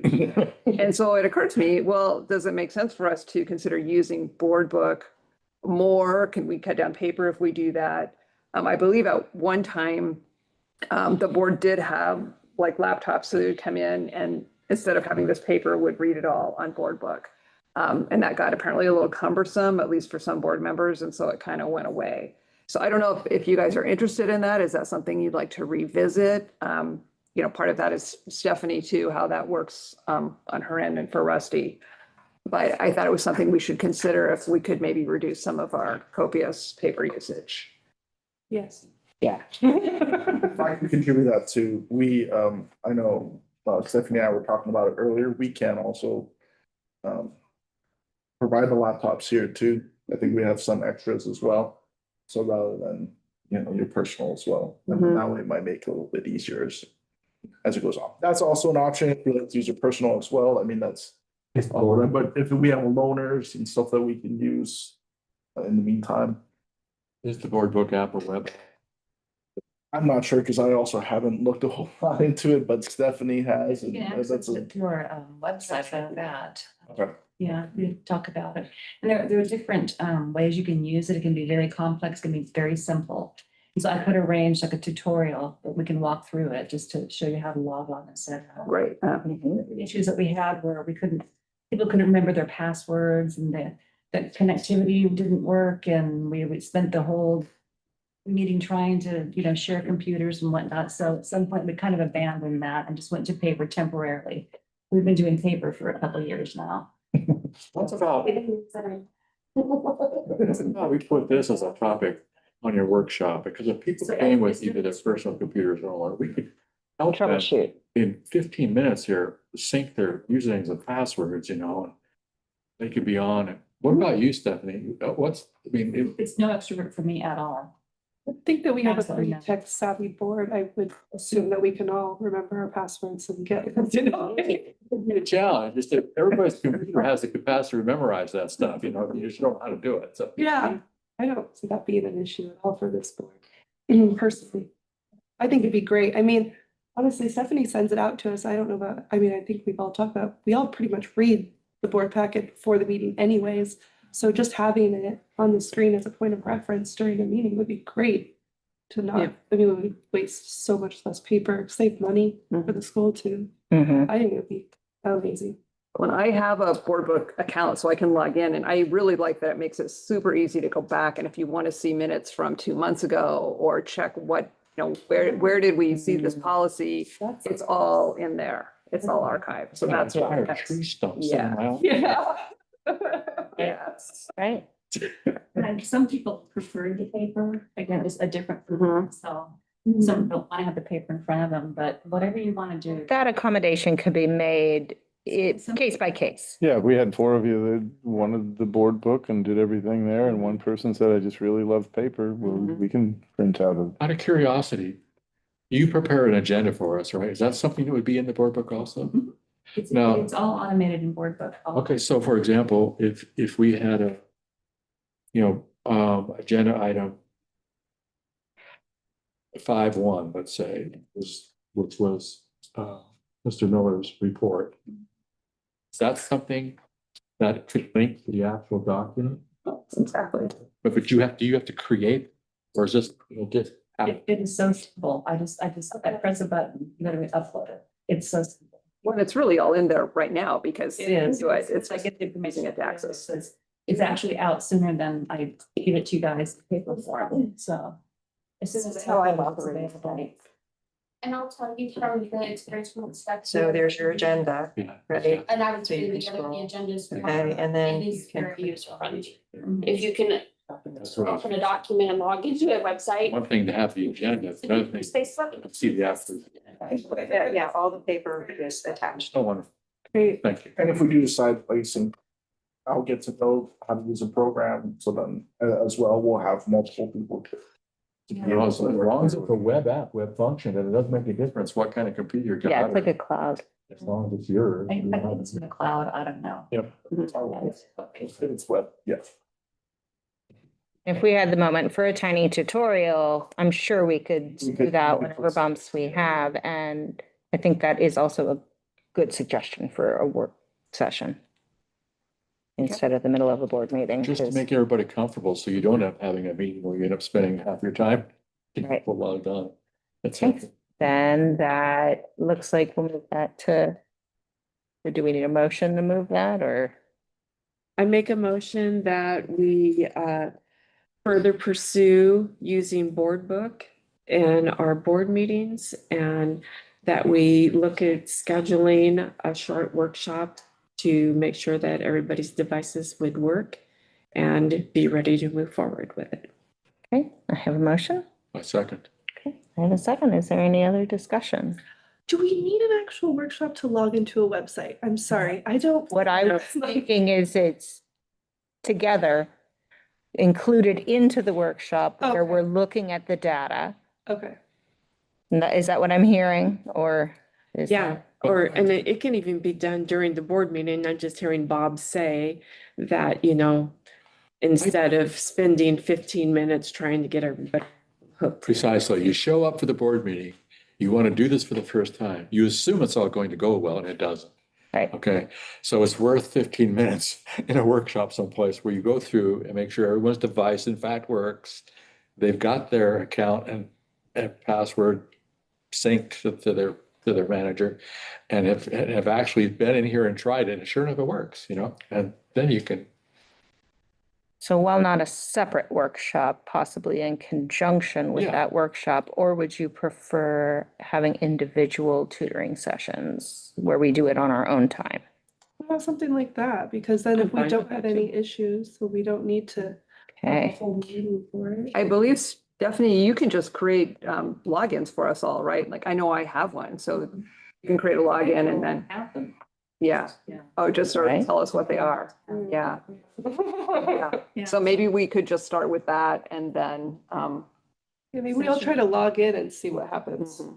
And do we need to amend our motion then? I think from our meeting that we need to vote on the motion and everybody would vote down this motion because then it's closed and we can make the new motion. with Yeah, the because it's been changes. first and seconded and you've had discussion. Now it's time for vote. It's all right. That's why the discussion is there. Yeah. All right, we have a motion to, yes, One more question. yes. As far as you know, are there likely to be any connectivity issues in this room if we bring 6 or 7 or 8 computers? We haven't ran into anything yet, but I will monitor it and I'll take a look and to see the school's pretty good and especially we have our access points and stuff like that right on the other side of that door. So And the kids are all on theirs wireless. They're not hooked in with any lines. So we should be able to accommodate board during the meeting after school. Okay, yeah. And I just want to make sure that we're hooking into the school, its internet itself, not into a guest internet where anyone else can tag into my computer. yeah, it'll be through the staff and we can provide all of that as well. No more questions. Then it sounds as if we have a motion to include board book training at our next workshop. And a second, Mhm. and lots of discussion. Okay. Shall we bring this to a vote? Yes. Okay, all those in favor? Okay. All those opposed? Okay, the nays have it. I'm open to board book motion in a different form. Right. I'll make a motion that we pursue using board book during our school board meetings with the opportunity for people to be able to check in and get their connections all working in a private session. Individually.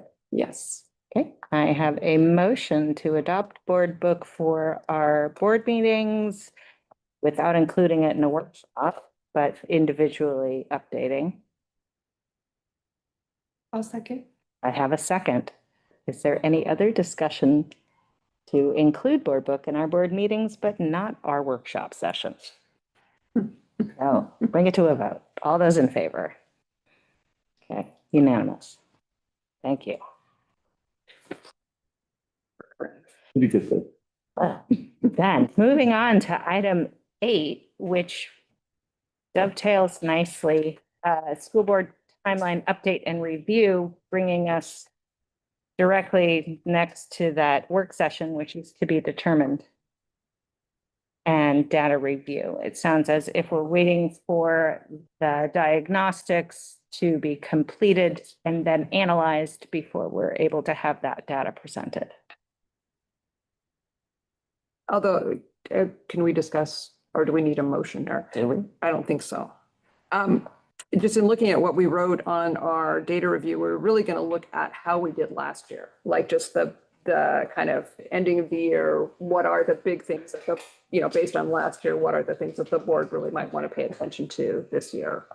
Is it our attendance? Is it our math scores? Or what are the things that our data from last year tells us? So I don't know, maybe that's not what you all want to look at, but that was what we set out when we kind of looked at this schedule.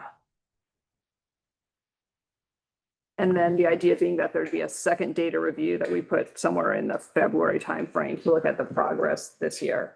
And maybe if that doesn't make sense, maybe we want to reconsider that. But I'm just thinking, I don't know if that timeline or if the tagging it to get the fall data in, if that's really what you all want to be seeing at this point. I mean, not that we wouldn't maybe see it, but maybe that's not the focus of our offsite session or our work session. Yeah, I think that we had planned to review the previous year and we put it on there. So we could go ahead and schedule it then, right? I agree. For October. Well, whenever Aaron and staff feel like that makes sense, because they've got to get that data. I think late October would work. Late October, early November. All right. Are we looking at Saturday or are we looking at an evening meeting? What are we looking at? In October, my Saturdays are gone to soccer. I'm sorry. They just are.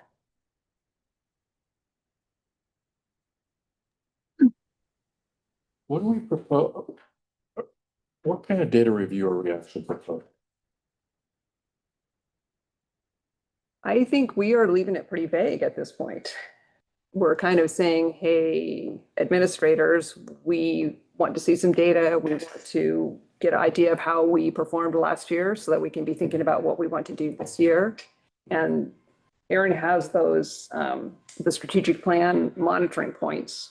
So that could certainly be included, but I feel like we're leaving it up to the administration. What are they looking at that's important, that's telling them the things that they want to work on? And you're going to get a ton of what's in the SIA, which is third grade reading, attendance, 8th grade math, 9th grade on track, 4-year graduation, and 5-year completers. Those are the big data points that you're going to hear from us. There's also going to be more in-depth data around that 3rd grade reading because we have reading scores for all our kids, and we have our intervention programs that we're evaluating there. But those are the big data points that we would be sharing with you. Unless you had other things that you wanted to hear about besides that. I was thinking along the lines of more of hearing a summary from you folks, administrative staff. You just reviewed what the data masses are.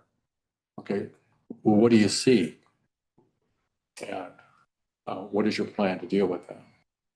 To me, I think that's more useful than looking at lots of little color graphs and trying to, and because our groups are so darn small that you can see these wild fluctuations and it's 2 kids, you know, in some place that's, throwing your numbers off, or just the variation you have in small classes from one year to the next.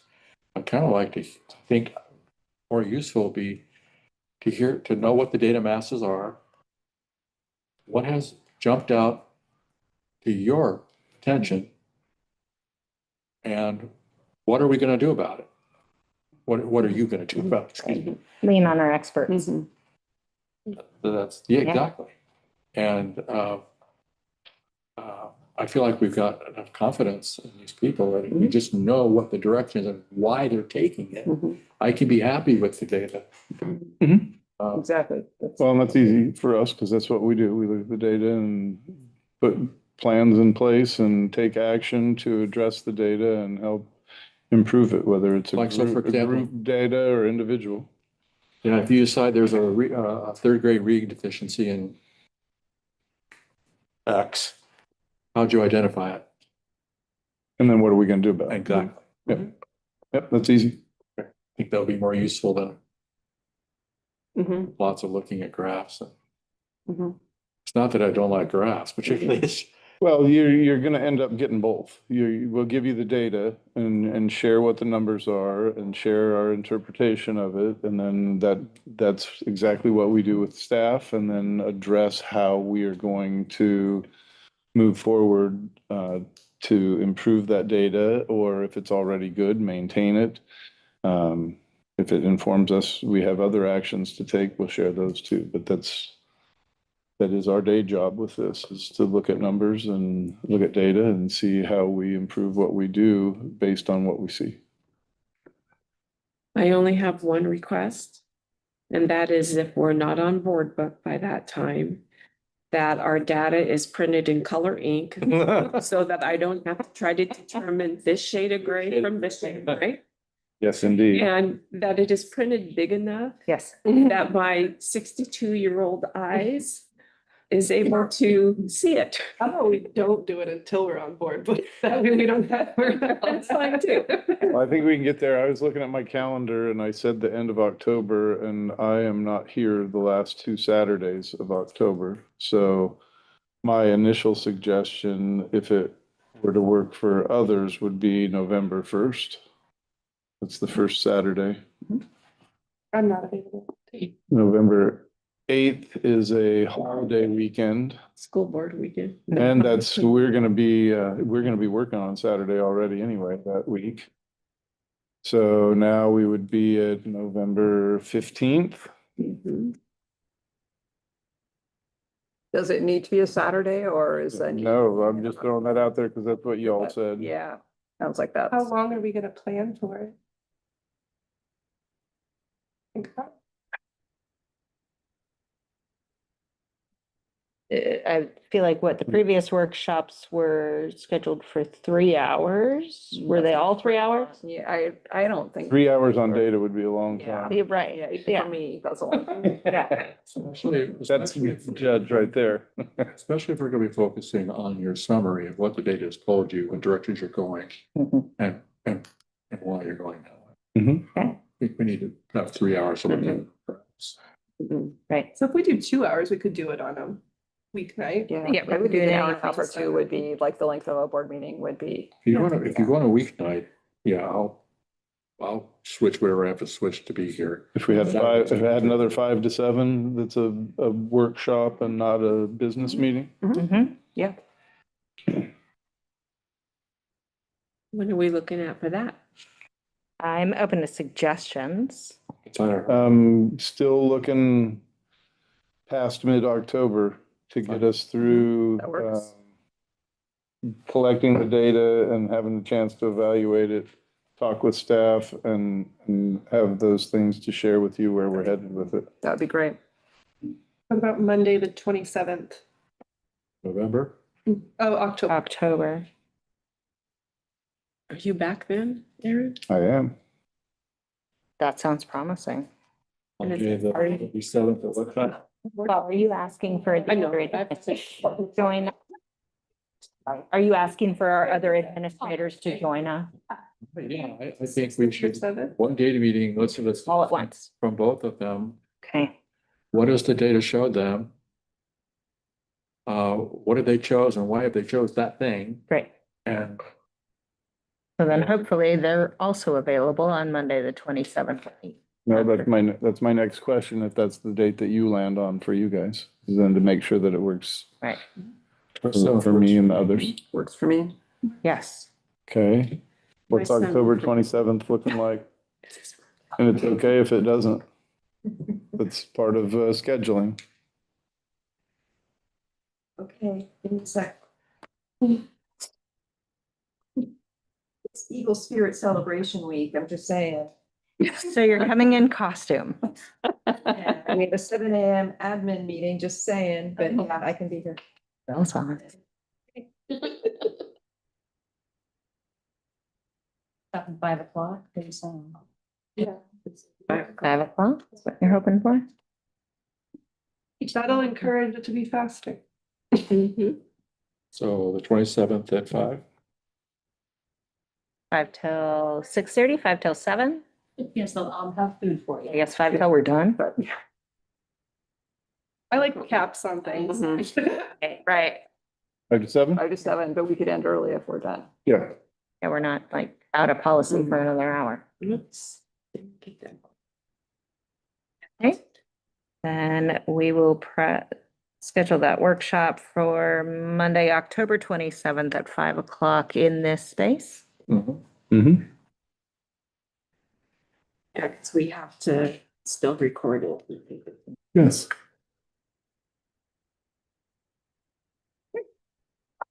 Computers.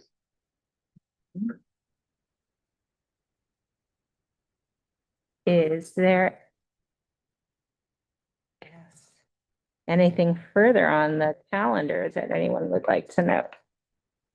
The only other thing that I have for you with school board timeline is, I sort of redid my goals. I added one and I kept the other three because they still, fit in with board goals.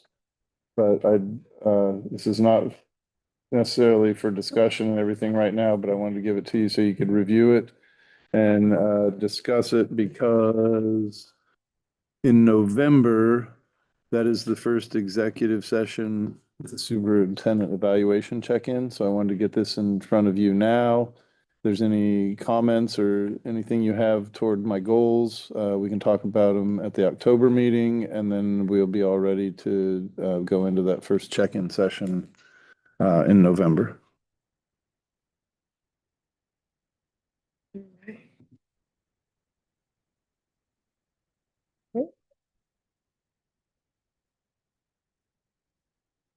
Yes, the only other, there's the convention coming up, everything else, January. Anybody else planning on going to the fall convention? Yes, good, sorry. Oh, okay. I'm going to. Definitely. I tried, I got denied. I'd have to take half a week off work. I know. Oh, Yeah.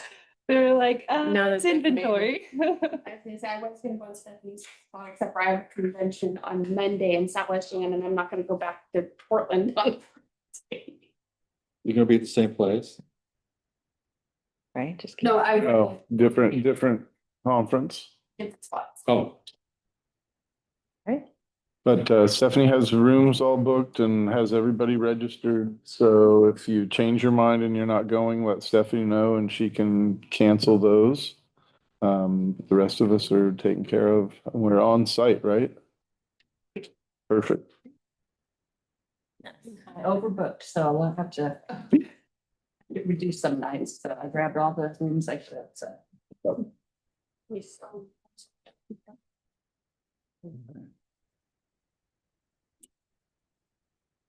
Under item 9, first reading of policies. Okay, so I have a bit to share and then I'm gonna let people that did the heavy lifting share. There were several policies that were noticed by multiple people in the room that still had Steve Perkins' name listed as a contact for different items in policy. We've had some outdated policies. We've had some that are over 10 years old. And so you all shared, and Carol and Stephanie have been going through those policies. I think they spent several hours taking care of that. So what did you find out? And what do you have for us, ladies? Well, quite a few that you guys had approved, but I hadn't gotten out on the board, but yeah, I had some formatting problems. Plus I was out, so some of that was my issue of politics. But Carol and I went through the minutes for the past 3 years, determined what needed to be out there, and we got it out there. So everything's updated that you all have reviewed for the past 3 years out more.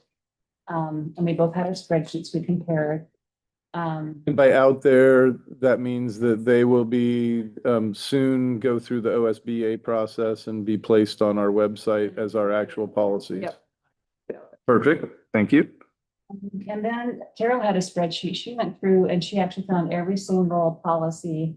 And the last time it was updated. And so what we're doing is comparing that to my spreadsheet. And we thought what we would do is go through each section of the policy manual. For example, board governance and operations, section B, and look at every single policy that's more than 10 years old. And there's quite a few of them, as you can see on that spreadsheet there. And so I don't know how you want to handle this, Carol, but we thought we would maybe get together, take a look at them, decide if they need to be revised or if we need to, get an updated one. Or just do a couple of you want to be in on that committee? Or do you want to run it past Aaron? How do you want to handle that? Yeah, I'm really open. It seems like we could go through by section and just kind of, dig through your files, see if we know of any updates from OSBA. One thing that I learned from OSBA, I thought, well, hey, can I just give you this list of our old policies and you could tell me if there's a new one? And they're like, no, not really. Our policy program will give us 25 policies that we can ask about. And then after that, they start charging us. So Stephanie and I thought we could be a little more clever and kind of dig around a little bit and see what we could find before we pick the policies that we say, hey, we might as well use our 25, but we could be smart about that. I actually have all of the updates on my computer from the past 2 years. And past superintendents didn't look at them. I know Aaron's very proactive about looking at all of them. So I actually have a lot of information on my computer so we wouldn't have to pay for it. Yeah, That makes sense. it does. It does make sense. And then we also thought we could ask all of you as a board, are there some policies in here that you see that are old that you really would like us to take a look at? And we could prioritize those also, or maybe those are some of the ones that we ask OSBA about if we can't find them. So I think you all got this spreadsheet. So the yellow highlighted ones are the ones that, according to the online policy manual, are over 10 years old. And then there's a few that I have notes on. There's some that are in our first reading. There's a few that I think that Stephanie and I updated that at least when I looked this morning, they didn't look like they had completely rolled through yet. So they might still be in their review process or whatever they do. Yeah. Yeah. But for, I think, lack of any more direction from anybody, Stephanie and I would just plan to get together and take the first section and see what we can. So we can, like the fees and just. Get Aaron's opinion, obviously. Maybe run it past him first, see what he wants to do. Yeah. Run it past you guys, so. Whoops. It's a For me? fascinating process. We had so much fun, let me tell you. Thank you for taking this on. That's right. It was a part Yeah. and I missed it. And thank you for tackling the first piece without me. Oh, the other, I don't know if you and Aaron discussed, Stephanie, but in the process of this, we also came across, there's a program from OSBA that we have policy update. And there's a policy update plus that for an additional $750 a year. He said yes to it. Okay, perfect, because that will save a ton of work, it sounds like, for Stephanie. And then the other thing that I realized in doing that is when Stephanie gets the downloads from OSBA and we look at these policies with the changes, it's really changed from the last OSBA policy, Right. not our policy. So sometimes we're looking at those revisions and it's not actually telling us what we think it's telling us. So this new program would then get us. It looks at it from the perspective of what our policy is, changes to Yes. our policy to make it up to date, not just the one recommendation or one of the recommendations they have. Exactly. So, yeah. Much more. Yeah, I know. I would Definitely worth $70 a month to have it Yeah, be absolutely. germane to our policies specifically. Yeah, good. So my understanding of that statement is that I'm looking at the policy that was June of 2004. And maybe in 2010, there was an update to that policy and we didn't update it. So then in 2019, there was another update. And so we are possibly 2 updates behind. And so when they came out with an update, we don't have the update to the 2004 policy. We Right. have the update to the 2019. So exactly. this program is going to update us all the way from the 2004. Yes. It will help with that, yes. Okay. Yes, and then when you as a board member get the policy that's marked up with the changes, that will be referring to the 2004 policy that's actually in our policy manual rather than the 2000 whatever that's, yeah. You don't have to compare apples and oranges. You just Right. get to go from the document that's ours and the adjustments and revisions to that. Our past superintendents only wanted to look at required, but there's a lot more than required. And I know Erin wants to look at all of them. So I know that there are several updates that were behind, Mhm. not the required ones, but the optional. Highly ones. recommended, optional, yeah. If we utilize this service, is there any warranty guarantee or otherwise liability catch-all that says they're going to assume that it's all proper? Or is this, Anytime we get updates from OSBA, it's from their legal team, and it is in theory all proper. okay? It's from changed laws, and most of the updates are from changed laws and from legal challenges that have been decided in court. And they did offer a couple services where they will do kind of what Stephanie and I are talking about, where they will go through our whole policy manual and suggest, here's things, and give us the first 25, and then we can pay for the rest. But it was pretty expensive, like multiple thousands of dollars. And that's where Stephanie, I thought, I think. we are smart. We can get like a ways down the road here. Yeah, So. agreed. And I guess for those of you who weren't here last time, where this came from was at the OSBA convention that the 3 of us went to in the summer. We attended a session where they suggested that, gosh, as a board, you might want to look at your policy manual. And if you have policies that haven't been reviewed in over 10 years, maybe you don't need them. You should probably at least be aware of what they are the policies that you don't have that you do need. So that kind of got us thinking then. And I was surprised when I looked through these that 2/3 of our policies are more than 10 years old. So there may be some in there that we can just, Adopt the other. yeah. Or at least indicate that we've reviewed it. Exactly. And put an updated date on it. Exactly. It's reviewed. Yes. Okay. Are we going to take any action on the subscription service, or do we require a Sounds like- motion for any of them? That's, That Yeah, they it sounds don't like- require us? Yeah, whatever would help you. Yeah. Yes, I think we need to make a motion, but unless you want to, but no. So that's part of the budget. We approve the Mhm. budget and the superintendent Yeah. oversees the spending. Figures out where to carve it out from. Yeah, Yeah, we don't no, need to great. micromanage that. No, Okay. Alright. of course, if he had said no, Stephanie could go through the chain of command and bring it. Yes, indeed. Yeah, It's always not. and 4 pages, front and back, single spaced, 25. whatever you can use Brings to our year, support but we getting got- through that. It's always been on our list, but.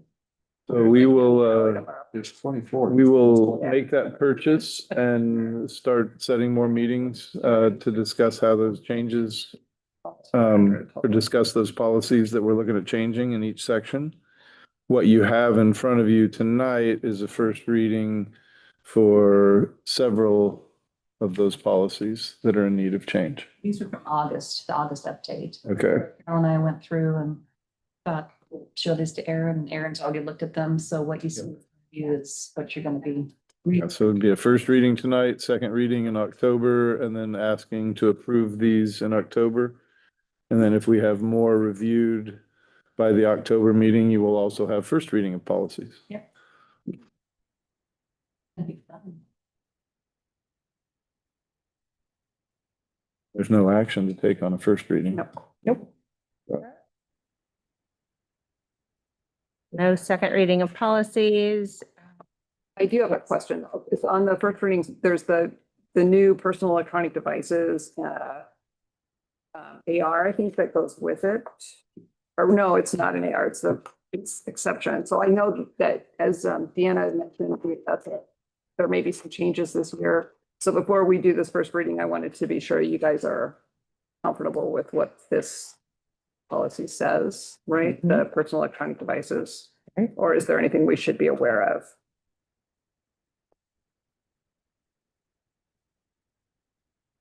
Required to. That is. Yeah. Yeah. Right. It's January 2026. Okay, so this is the one that has to be in place by then. Okay, so that's not an option. All right. Okay, never mind. Retract that comment. And I just wanted to check because I don't remember. My one question was about sick leave. And so that all still fits within our conversations and what. Yes. We had new sick leave. 5-day, what are you talking about? Which, GCBD. It's like the second one.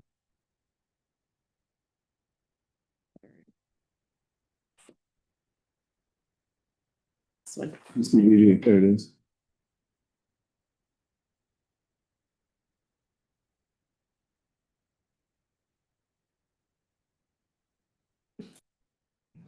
Okay, let's go. So what was your question?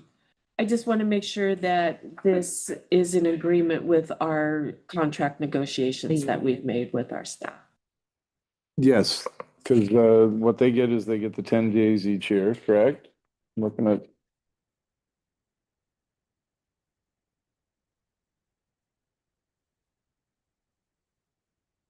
So that fits. We don't have anything in there that says they don't have to have an excuse. So requiring them to have something from the physician after 5 days works within contract. Yes. Just don't want to get in trouble with contracts at this point. No, no, always good to avoid those. But consideration. Okay. Our first reading and second reading, maybe we'll more wonderful questions. Item 11, board comments and reports from you. I guess I have a question. The OSBA is allowing nominations from board members for the state, and I'm wondering if anyone has any interest. You do need to be nominated. Not me. Yep. Bob? No. No. All right. It's unanimous. Yeah, we're good. Just giving Thanks for people asking. chances. I don't believe we have any further correspondence or future agenda items. Seeing no. I do Yes. have a comment. I Yes. know that the meeting is long and I'll shut up. I just want to say again that, having gone to the convention this summer and hearing about things that are going on in other areas of the state, how much I appreciate working with all of you, all of the support people that helps our board meetings run, and from my fellow board members. I appreciate you so much, and I am so thankful that this is the school board that I am serving on, where our focus is on our students, and we are able to work together. And if we disagree, we are able to come to some agreement and consensus for the benefit of our students. And so I just can't say that enough. Thank you. All of you. Thank you. I'll second that. Yeah. Wow. And Yeah. Is there any other comment? No. I am open to a motion to adjourn.